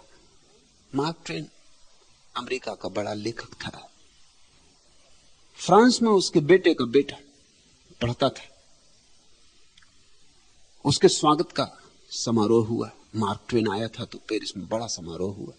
उसे फ्रांसीसी भाषा नहीं आती थी, मगर उसका जो 12-13 साल का नाती था उसको आती थी। मार्क ट्वेन ने होशियारी की। उसने कहा कि मैं इसको देखता रहूंगा, इसके अनुसार चलता रहूंगा, किसी को पता भी नहीं चलेगा। तो जब उसका बेटा ताली बजाए तो वो भी ताली बजाए, जब उसका बेटा हंसे तो वो भी हंसे। आखिर में वो बड़ा प्रसन्न था कि किसी को पता भी नहीं चल पाया कि मुझे फ्रांसीसी भाषा नहीं आती। जब लौटने लगे तो बेटे ने कहा, दादाजी आपने मेरी तक बड़ी फजीहत करवाई। फजीहत? उसने कहा हाँ, क्योंकि जब वो आपकी तारीफ करते थे तब मैं ताली बजाता था और आप भी ताली बजाने लगते। लोग बड़े चौंकते थे। मेरा ताली बजाना ठीक, लोगों का ताली बजाना ठीक, आप तो कम से कम संयम रखते। आप क्यों ताली बजाते थे? उनका हद हो गई, मैं तो तुझे देख के चल रहा था। मैंने तो यही सोच लिया था कि तू जो करेगा वही करूंगा, क्योंकि मुझे भाषा आती नहीं। अक्सर लोग वही कर रहे हैं जो दूसरे कर रहे हैं, क्योंकि जीवन की भाषा उन्हें नहीं आती, और जीवन की भाषा ही परमात्मा की भाषा है, और उसकी पाठशाला तुम्हारे भीतर है। कहा हमार जो माने कोई, सिद्ध सत्य चित्त धरे। अगर कोई हमारी बात मान ले तो सत्य दूर नहीं, चित्त में ही छिपा है। सिद्धि भी दूर नहीं है। तुम्हारा जन्म सिद्ध अधिकार है, तुम्हारा स्वरूप सिद्ध अधिकार है। जग जीवन जो कहा न माने, भार जाए सो पर ही। उसकी मर्जी, भाड़ में पड़ेगा।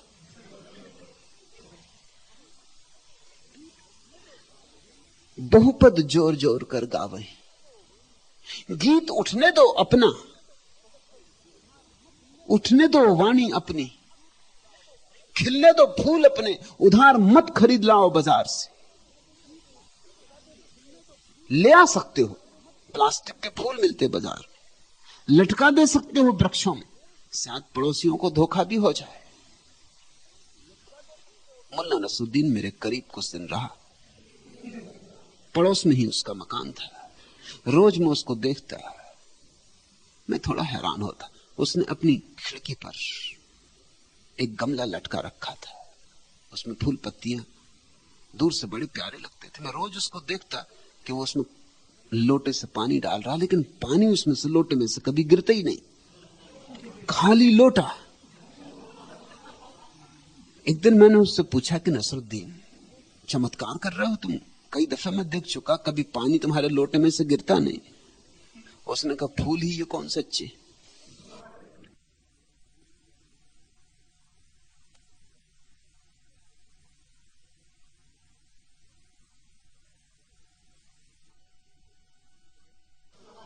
प्लास्टिक का है, मगर मोहल्ले के लोगों को धोखा देने के लिए कि प्लास्टिक का नहीं, मैं पानी दिखाने का भी ढोंग करता हूं रोज सुबह कि पानी डालता हूं, नहीं तो लोग समझेंगे कि पानी तो कभी डालते ही नहीं, तो फूल नकली होंगे। फूल ही कौन असली है जो असली पानी डालो? फूल भी नकली है, पानी भी नकली। ऐसी तुम्हारी जिंदगी है, फूल भी नकली है, पानी भी नकली है। फिर तुम आनंदित होना चाहते हो? आनंद नकल से संभव नहीं, असल होना होगा। असल होने का ही पुरस्कार है आनंद। बहुपद जोर जोर कर गावे। एक तो कवि होता है जिसके भीतर से गीत उठता है, और एक होता तुकबंद।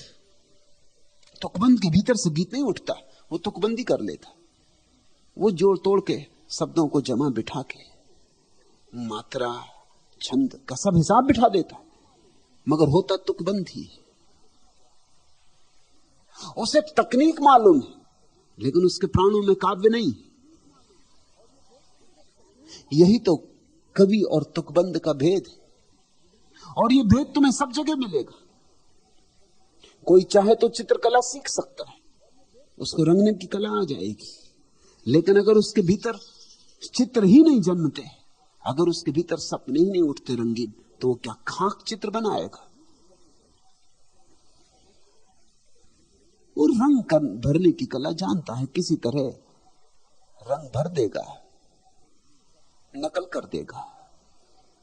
झाड़ बाहर है, वैसे ही झाड़ बना देगा। पश्चिम के बहुत बड़े चित्रकार विंसेंट वान गॉग ने इस तरह के चित्र बनाए कि लोग बड़े चकित होते थे। एक चित्र में झाड़ इतने ऊंचे चले गए हैं, इतने ऊंचे चले गए हैं कि चांद तारों को छू गए। किसी ने पूछा कि वान गॉग, हमने वृक्ष बहुत देखे मगर कोई वृक्ष चांद तारों को नहीं छूता। वान गॉग ने कहा, मैं कोई फोटोग्राफर नहीं, चित्रकार हूं। फोटोग्राफर तो उतना ही कर सकता जितना बाहर है। मैं वृक्षों की आत्मा को पहचानता हूं। मैं उनके पास बैठा हूं। मैंने वृक्षों के भीतर झांका और देखा है। मैंने वृक्षों का अनुभव किया है। माना कि चांद तारों तक पहुंच नहीं पाते, लेकिन आकांक्षा है, पहुंचना चाहते। मैंने सुना है कान लगा के उनके हृदय की धड़कन को। हर वृक्ष चांद तारों को छूना चाहता है। ये मैं तुमसे कहता हूं, मेरा मानो, भरोसा करो, मैं उनकी भाषा जानता हूं। जो वे नहीं कर पाते हैं वो मैंने उनके लिए किया है। ये चित्रकार है, ये कोई फोटोग्राफर नहीं है। फोटोग्राफी में और चित्रकला में यही तो फर्क है। अभी कुछ दिन पहले पश्चिम में बड़ा तहलका मचा था। चर्चिल की पत्नी ने चर्चिल का एक बनाया हुआ चित्र, जिसकी कीमत कम से कम 10 लाख से लेकर 50 लाख रुपया थी, जला दिया। जब बनाया गया था चित्र, चर्चिल जिंदा था, लेकिन जैसे ही चित्र बनाया गया पत्नी को पसंद नहीं आया, चर्चिल को भी पसंद नहीं आया। उन्होंने उसे तलघरे में छिपा कर रख दिया। जिस चित्रकार ने बनाया था दुनिया के बड़े चित्रकारों में से एक। फिर उस चित्र का कुछ पता ही नहीं चला। फिर चर्चिल के मरने के बाद खोजबीन शुरू हुई कि वो चित्र कहां है, लेकिन तब भी उसकी पत्नी ने कुछ पता नहीं चलने दिया। फिर अभी पत्नी मरी। जब पत्नी मरी तब खोजबीन पूरी तरह शुरू हुई कि अब तो चित्र मिलना ही चाहिए। खोजबीन करने से पता चला कि वो चित्र मिला नहीं, लेकिन खबर मिली नौकर चाकरों से कि वो चित्र चर्चिल की पत्नी ने जला दिया। वो लाखों रुपए की अमूल्य निधि जला दी। क्यों? पत्नी नाराज थी, चर्चिल भी नाराज था उस चित्र से। चर्चिल ने चित्रकार से कहा भी था कि क्या मैं ऐसा दिखाई पड़ता हूं? चित्रकार ने कहा, आप ऐसे दिखाई नहीं पड़ते, लेकिन आप ऐसे हैं। ये भेद भारी, ये आपकी आत्मा है। खूंखार, चालबाज, बेईमान, सब तरह से कपटी। राजनीतिक को होना पड़ता है। राजनीति का वह धंधा है। राजनीतिक दिखता कुछ और है, होता कुछ और है। चित्रकार ने कहा, मुझे तुम्हारे दिखने से क्या लेना देना? ये तो 4 पैसे का कैमरा भी उतार देगा। इसने रखा क्या है? जो तुम दिखाई पड़ते हो ये तो कैमरा कर देगा। इसमें मुझे मेहनत करने की क्या जरूरत है? मैं तो वह आंक रहा हूं जो तुम हो। मगर वो बर्दाश्त नहीं था।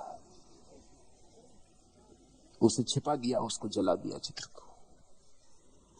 साधारण चित्रकार कैमरे का काम करता है, वो चित्रकार नहीं, तकनीशियन। वास्तविक जो चित्रकार है वो आत्माओं में उतरता है, गहराइयों में डूबता है, ऊंचाइयों में उड़ता है। वो मोती लाता गहरे सागर से। बहुपद जोर जोर कर गावे। ऐसे तुकबंदी मत करो जीवन की। और परमात्मा को तुम उधार कर सकोगे, उधार जा सकोगे, जी सकोगे, उधार पा सकोगे, इस भ्रांति में ना पड़ो। परमात्मा तो एक गीत है जो तुम्हारे प्राण जब गाएंगे तभी तुम जानोगे। तुकबंदी नहीं। परमात्मा तो एक संगीत है, जब तुम शांत होगे तब तुम्हारे भीतर जगेगा, उठेगा और तुम्हारे प्राणों को आपूरित कर देगा। आकंठ तुम भर जाओगे, आह्लादित हो उठोगे। परमात्मा वेद और कुरान में नहीं है। परमात्मा तुम्हारी श्वास श्वास में, हृदय की धड़कन धड़कन में। साधन कहां सो काट कपटी के अपन कहा गोहरावे। शास्त्रों से ले लेकर उधार अपना बता बताकर तुम किसको धोखा दे रहे हो? निंदा करें विवाद जहां तक, और इस कारण जगह जगह तुम्हें विवाद में पड़ना पड़ता है, जगह जगह निंदा में पड़ना पड़ता है। वक्ता बड़े कहावत। बस एक ही शायद तुम्हें मजा आ रहा हो कि लोग कहते हैं खूब बोलने वाला, कि खूब लिखने वाला, कि खूब सुंदर वचनों का धनी। लेकिन ये सब वचन ऊपर ऊपर है, ये थोथे हैं, ये तुम्हारे प्राणों के नहीं, इनकी जड़ें तुम्हारे अस्तित्व में नहीं। इससे तुम हो सकता है दूसरों से थोड़ी वाहवाही ले लो, थोड़े लोग तालियां बजा दें और तुम्हारी प्रशंसा कर दें, स्तुति कर दें, तुम्हारा अहंकार थोड़ा बढ़ जाए। लेकिन जितना अहंकार बढ़ेगा उतने ही तुम दूर चले गए परमात्मा से। पास आना तो दूर, और दूर चले गए। आप अंध कछु चेतत नहीं, और अर्थ बतावे। आंख तो खोलो अपनी, दूसरों को राह बताने चल पड़े हो। इस दुनिया में अगर पंडित लोगों को राह बताना बंद कर दें तो बहुतों को राह मिल जाए। पंडितों के कारण राह नहीं मिल पाती, उन्हें खुद पता नहीं है लेकिन बताने का मजा लेते। जिन्हें कुछ पता नहीं है ध्यान का, वो ध्यान पर किताबें लिखते। जिन्हें कुछ पता नहीं है ध्यान का, वे ध्यान की दीक्षा देते। जिन्होंने कभी प्रार्थना जानी नहीं, वे प्रार्थना समझाते हैं, करवाते हैं। मैं चकित हुआ हूं ये देखकर, इस देश के बड़े से बड़े साधु सन्यासियों से सबसे मेरा संबंध आया। मैं चकित हुआ ये जानकर, कोई ध्यान का उन्हें पता नहीं। जैनों के एक बड़े गुरु हैं आचार्य तुलसी। मुझे निमंत्रण दिया था तो मैं गया। फिर दोपहर मुझसे अलग मिलना चाहे। मैंने कहा अलग मिलने की क्या जरूरत, और भी बहुत लोग उत्सुक हैं सुनने को कि मेरे आपके बीच क्या बात होगी, उनको भी सुनने दें। उन्होंने कहा कि नहीं, ये बात एकांत में करने की। मैंने सोचा कि जरूर उन्हें कोई गहरी बात पूछनी होगी एकांत में करने की। ठीक है, एकांत में मिलना हुआ। जो पूछा वो ये था कि ध्यान कैसे करें। तो मैंने कहा आप 700 साधुओं के गुरु, इनको आप क्या सिखाते, इनको आप क्या करवाते? आप 700 साधुओं के बड़े पंथ के आचार्य, अगर ध्यान भी इनको नहीं सिखाया है तो किस धोखे में डाल रखा है? आपको भी पता नहीं है तो आप सिखाएंगे कैसे? और जिस गुरु ने आपको आचार्य के पद पे बिठाया उसको पता था। अगर पता था तो तुमको तो कम से कम आचार्य के पद पर नहीं बिठा सकता था। तब से जो मुझसे नाराज हुए तो नाराज ही है। मैंने कहा मैं ध्यान समझा सकता हूं, करवा भी सकता हूं, लेकिन सवाल यह है कि ये धोखाधड़ी क्या है फिर? और फिर सबके सामने स्वीकार करने में डर क्या? एकांत की क्या जरूरत है? ये ज्यादा साधुतापूर्ण हुआ होता कि अपने सारे कोई 20,000 लोग इकट्ठे थे वहां, सारे अपने श्रावकों के सामने मुझसे कहा होता कि मुझे ध्यान नहीं आता। ये ज्यादा साधुतापूर्ण हुआ होता, ये ज्यादा विनम्रतापूर्ण हुआ होता।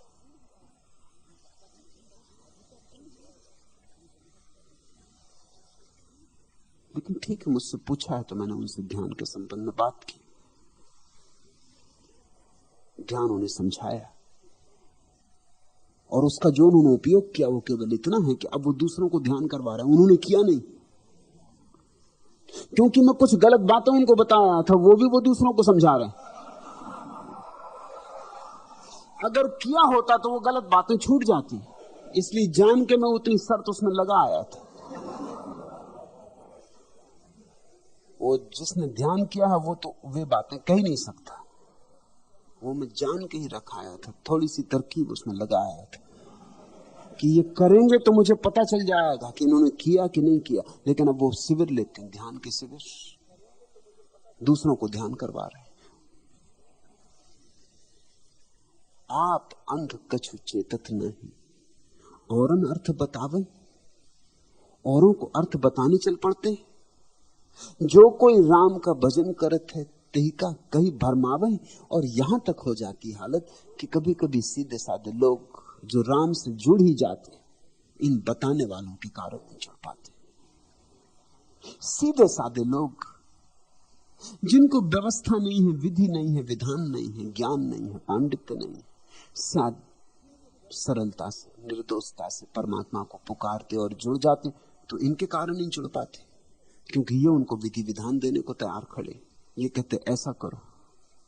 टॉलस्टॉय की प्रसिद्ध कहानी, एक फकीर को की खूब ख्याति हो गई।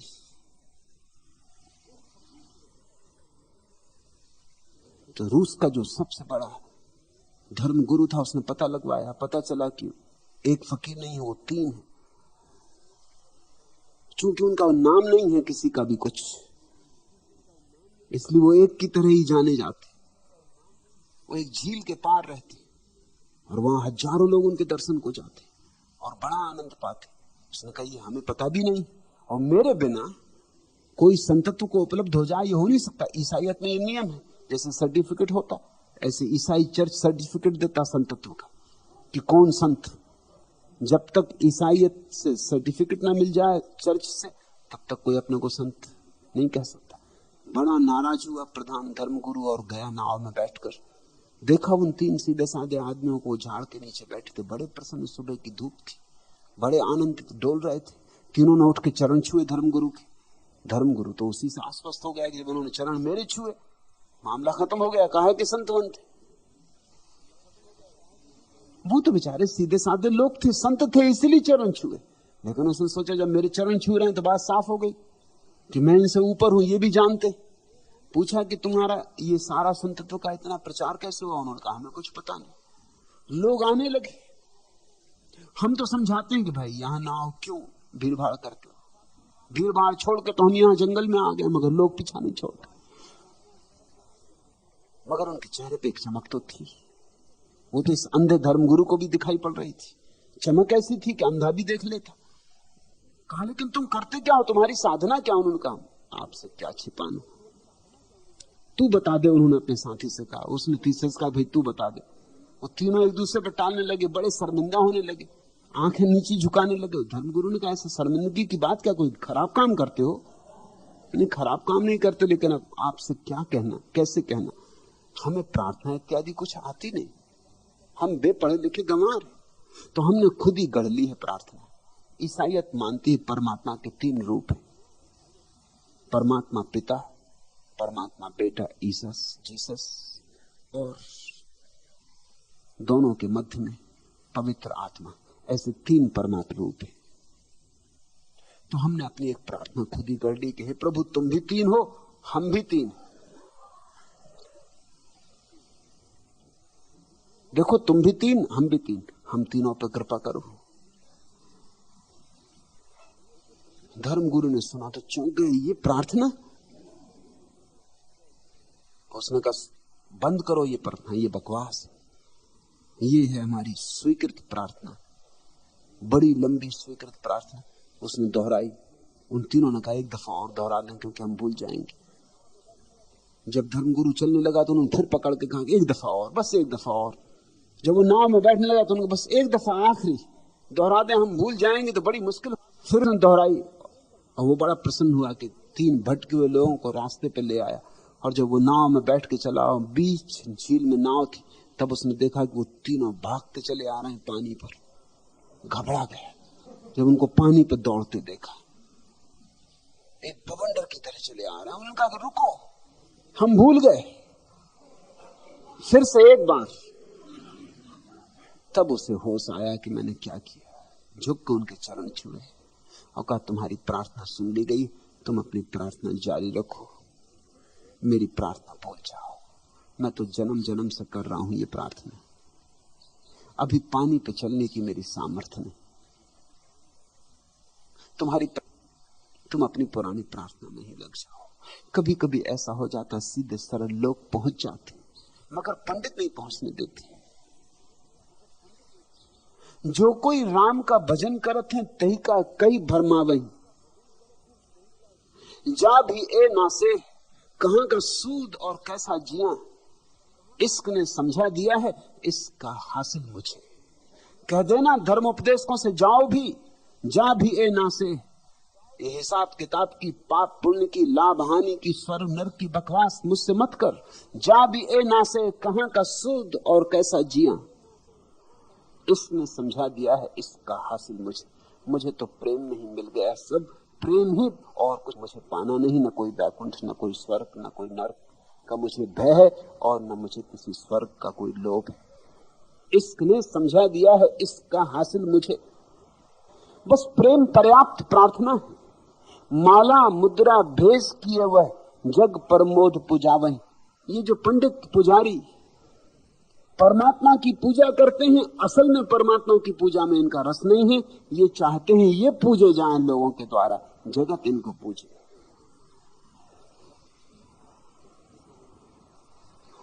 आंखों का कसूर न था, आंखों का था ना कसूर, न दिल का कसूर था। आया जो मेरे सामने मेरा गरूर था, वो तुझसे दूर था। आता न था नजर तो नजर का कसूर था। और जो आदमी अपने को पुजवाना चाहता है, वो क्या पूजा करेगा। हाँ, जो पूजा करता है उसकी पूजा शुरू हो जाती है, ये बात। और ये दोनों एक जैसी दिखाई पड़ती हैं, पर बड़ी भिन्न। जो परमात्मा की पूजा करते करते परमात्मा में लीन हो जाता है, हजारों लोगों में उसके परमात्मा के दर्शन होने लगते हैं, उसके व्यक्तित्व में, उसकी मौजूदगी में, उसके अस्तित्व में, उसकी आभा में, उसके मौन में, उसके शब्दों में। लोग उसके प्रति झुकने लगते हैं, इसलिए नहीं कि उसके प्रति झुकते हैं, बल्कि वह तो होता ही नहीं, वह तो मिट गया, वह तो एक झरोखा है। उस झरोखे से लोग दूर के चांद तारे देखने लगते हैं। मगर जो इसी चेष्टा में लगे कि हमारी पूजा हो, उनको परमात्मा का मिलना तो बहुत दूर। हाँ, उनका अहंकार जरूर भरेगा, और इस अहंकार के भरने के कारण वे न मालूम कितने लोगों को भटकाने का कारण हो जाएंगे। नास्तिकों ने दुनिया को नहीं भटकाया है, तथाकथित आस्तिक पंडितों ने, पुरोहितों ने दुनिया को भटकाया है। नास्तिक में तो मैं सदा एक ईमानदारी देखता हूं। जब कोई आदमी मुझसे आके कहता मैं नास्तिक हूं, मैं खुश हो जाता हूं। मैं कहता हूं तब रास्ता आसान है, कम से कम तुम ईमानदार हो। ईमानदारी अच्छी सकता है कि मैं आस्तिक हूं, तब मुझे बेचैनी होती। और जब मुझसे कोई आके कहता है कि मैंने इतना शास्त्र पढ़े हैं, इतना ज्ञान है, इतना अनुभव है, इतने मैंने प्रयोग किए हैं, इस तरह की साधना की है, इस तरह के उपवास व्रत किए हैं, तपस्या की, तब तो मुझे उस पर बड़ी दया आने लगती, क्योंकि वो सिर्फ अहंकार को मजबूत करके आ गया। परमात्मा और उसके बीच चीन की दीवार खड़ी हो गई। जहनते आए सो सुधि नाही, झगड़े जन्म गवावई। और ऐसे पंडित पुरोहित, इन्हें ये भी पता नहीं कहां से आए, कौन है, मैं कौन हूं, इसका उत्तर इन्हें मिला नहीं, और झगड़े में, विवाद में जीवन गंवा रहे। जग जीवन के निंदक वादी, और इनका कुल धंधा इतना है, निंदा करो।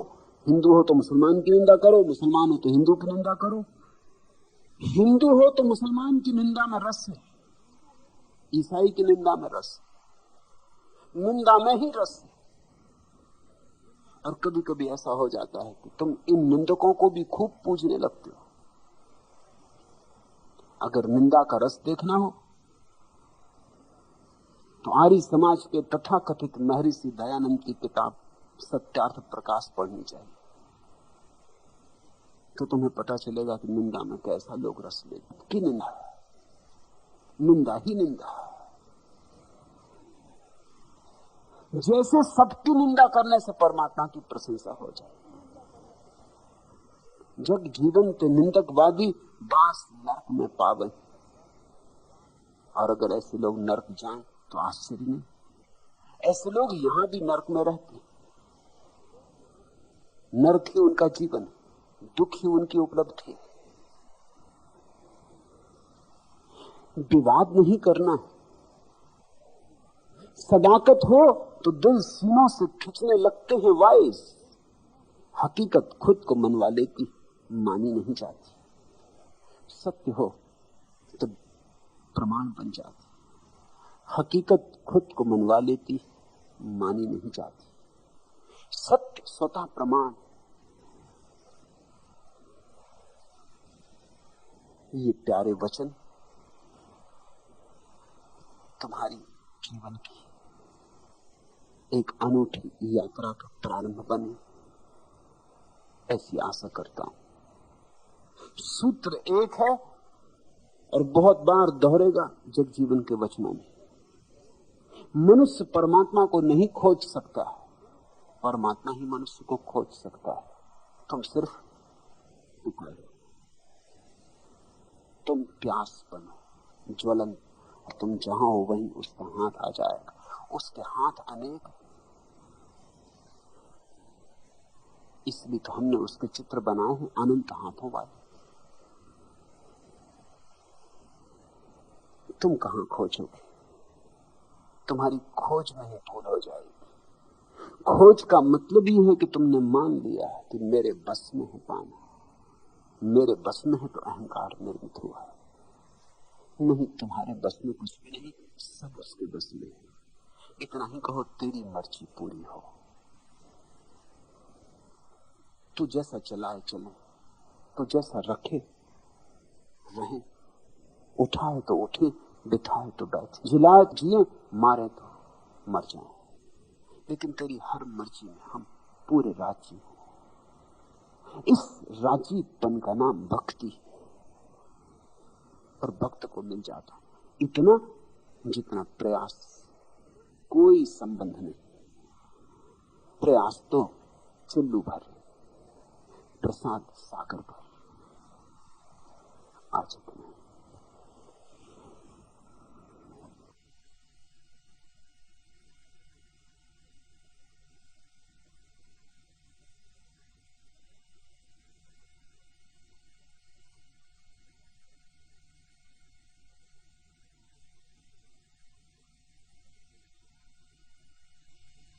अगर यह वीडियो आपको अच्छी लग रही हो तो वीडियो को लाइक और चैनल को सब्सक्राइब करें।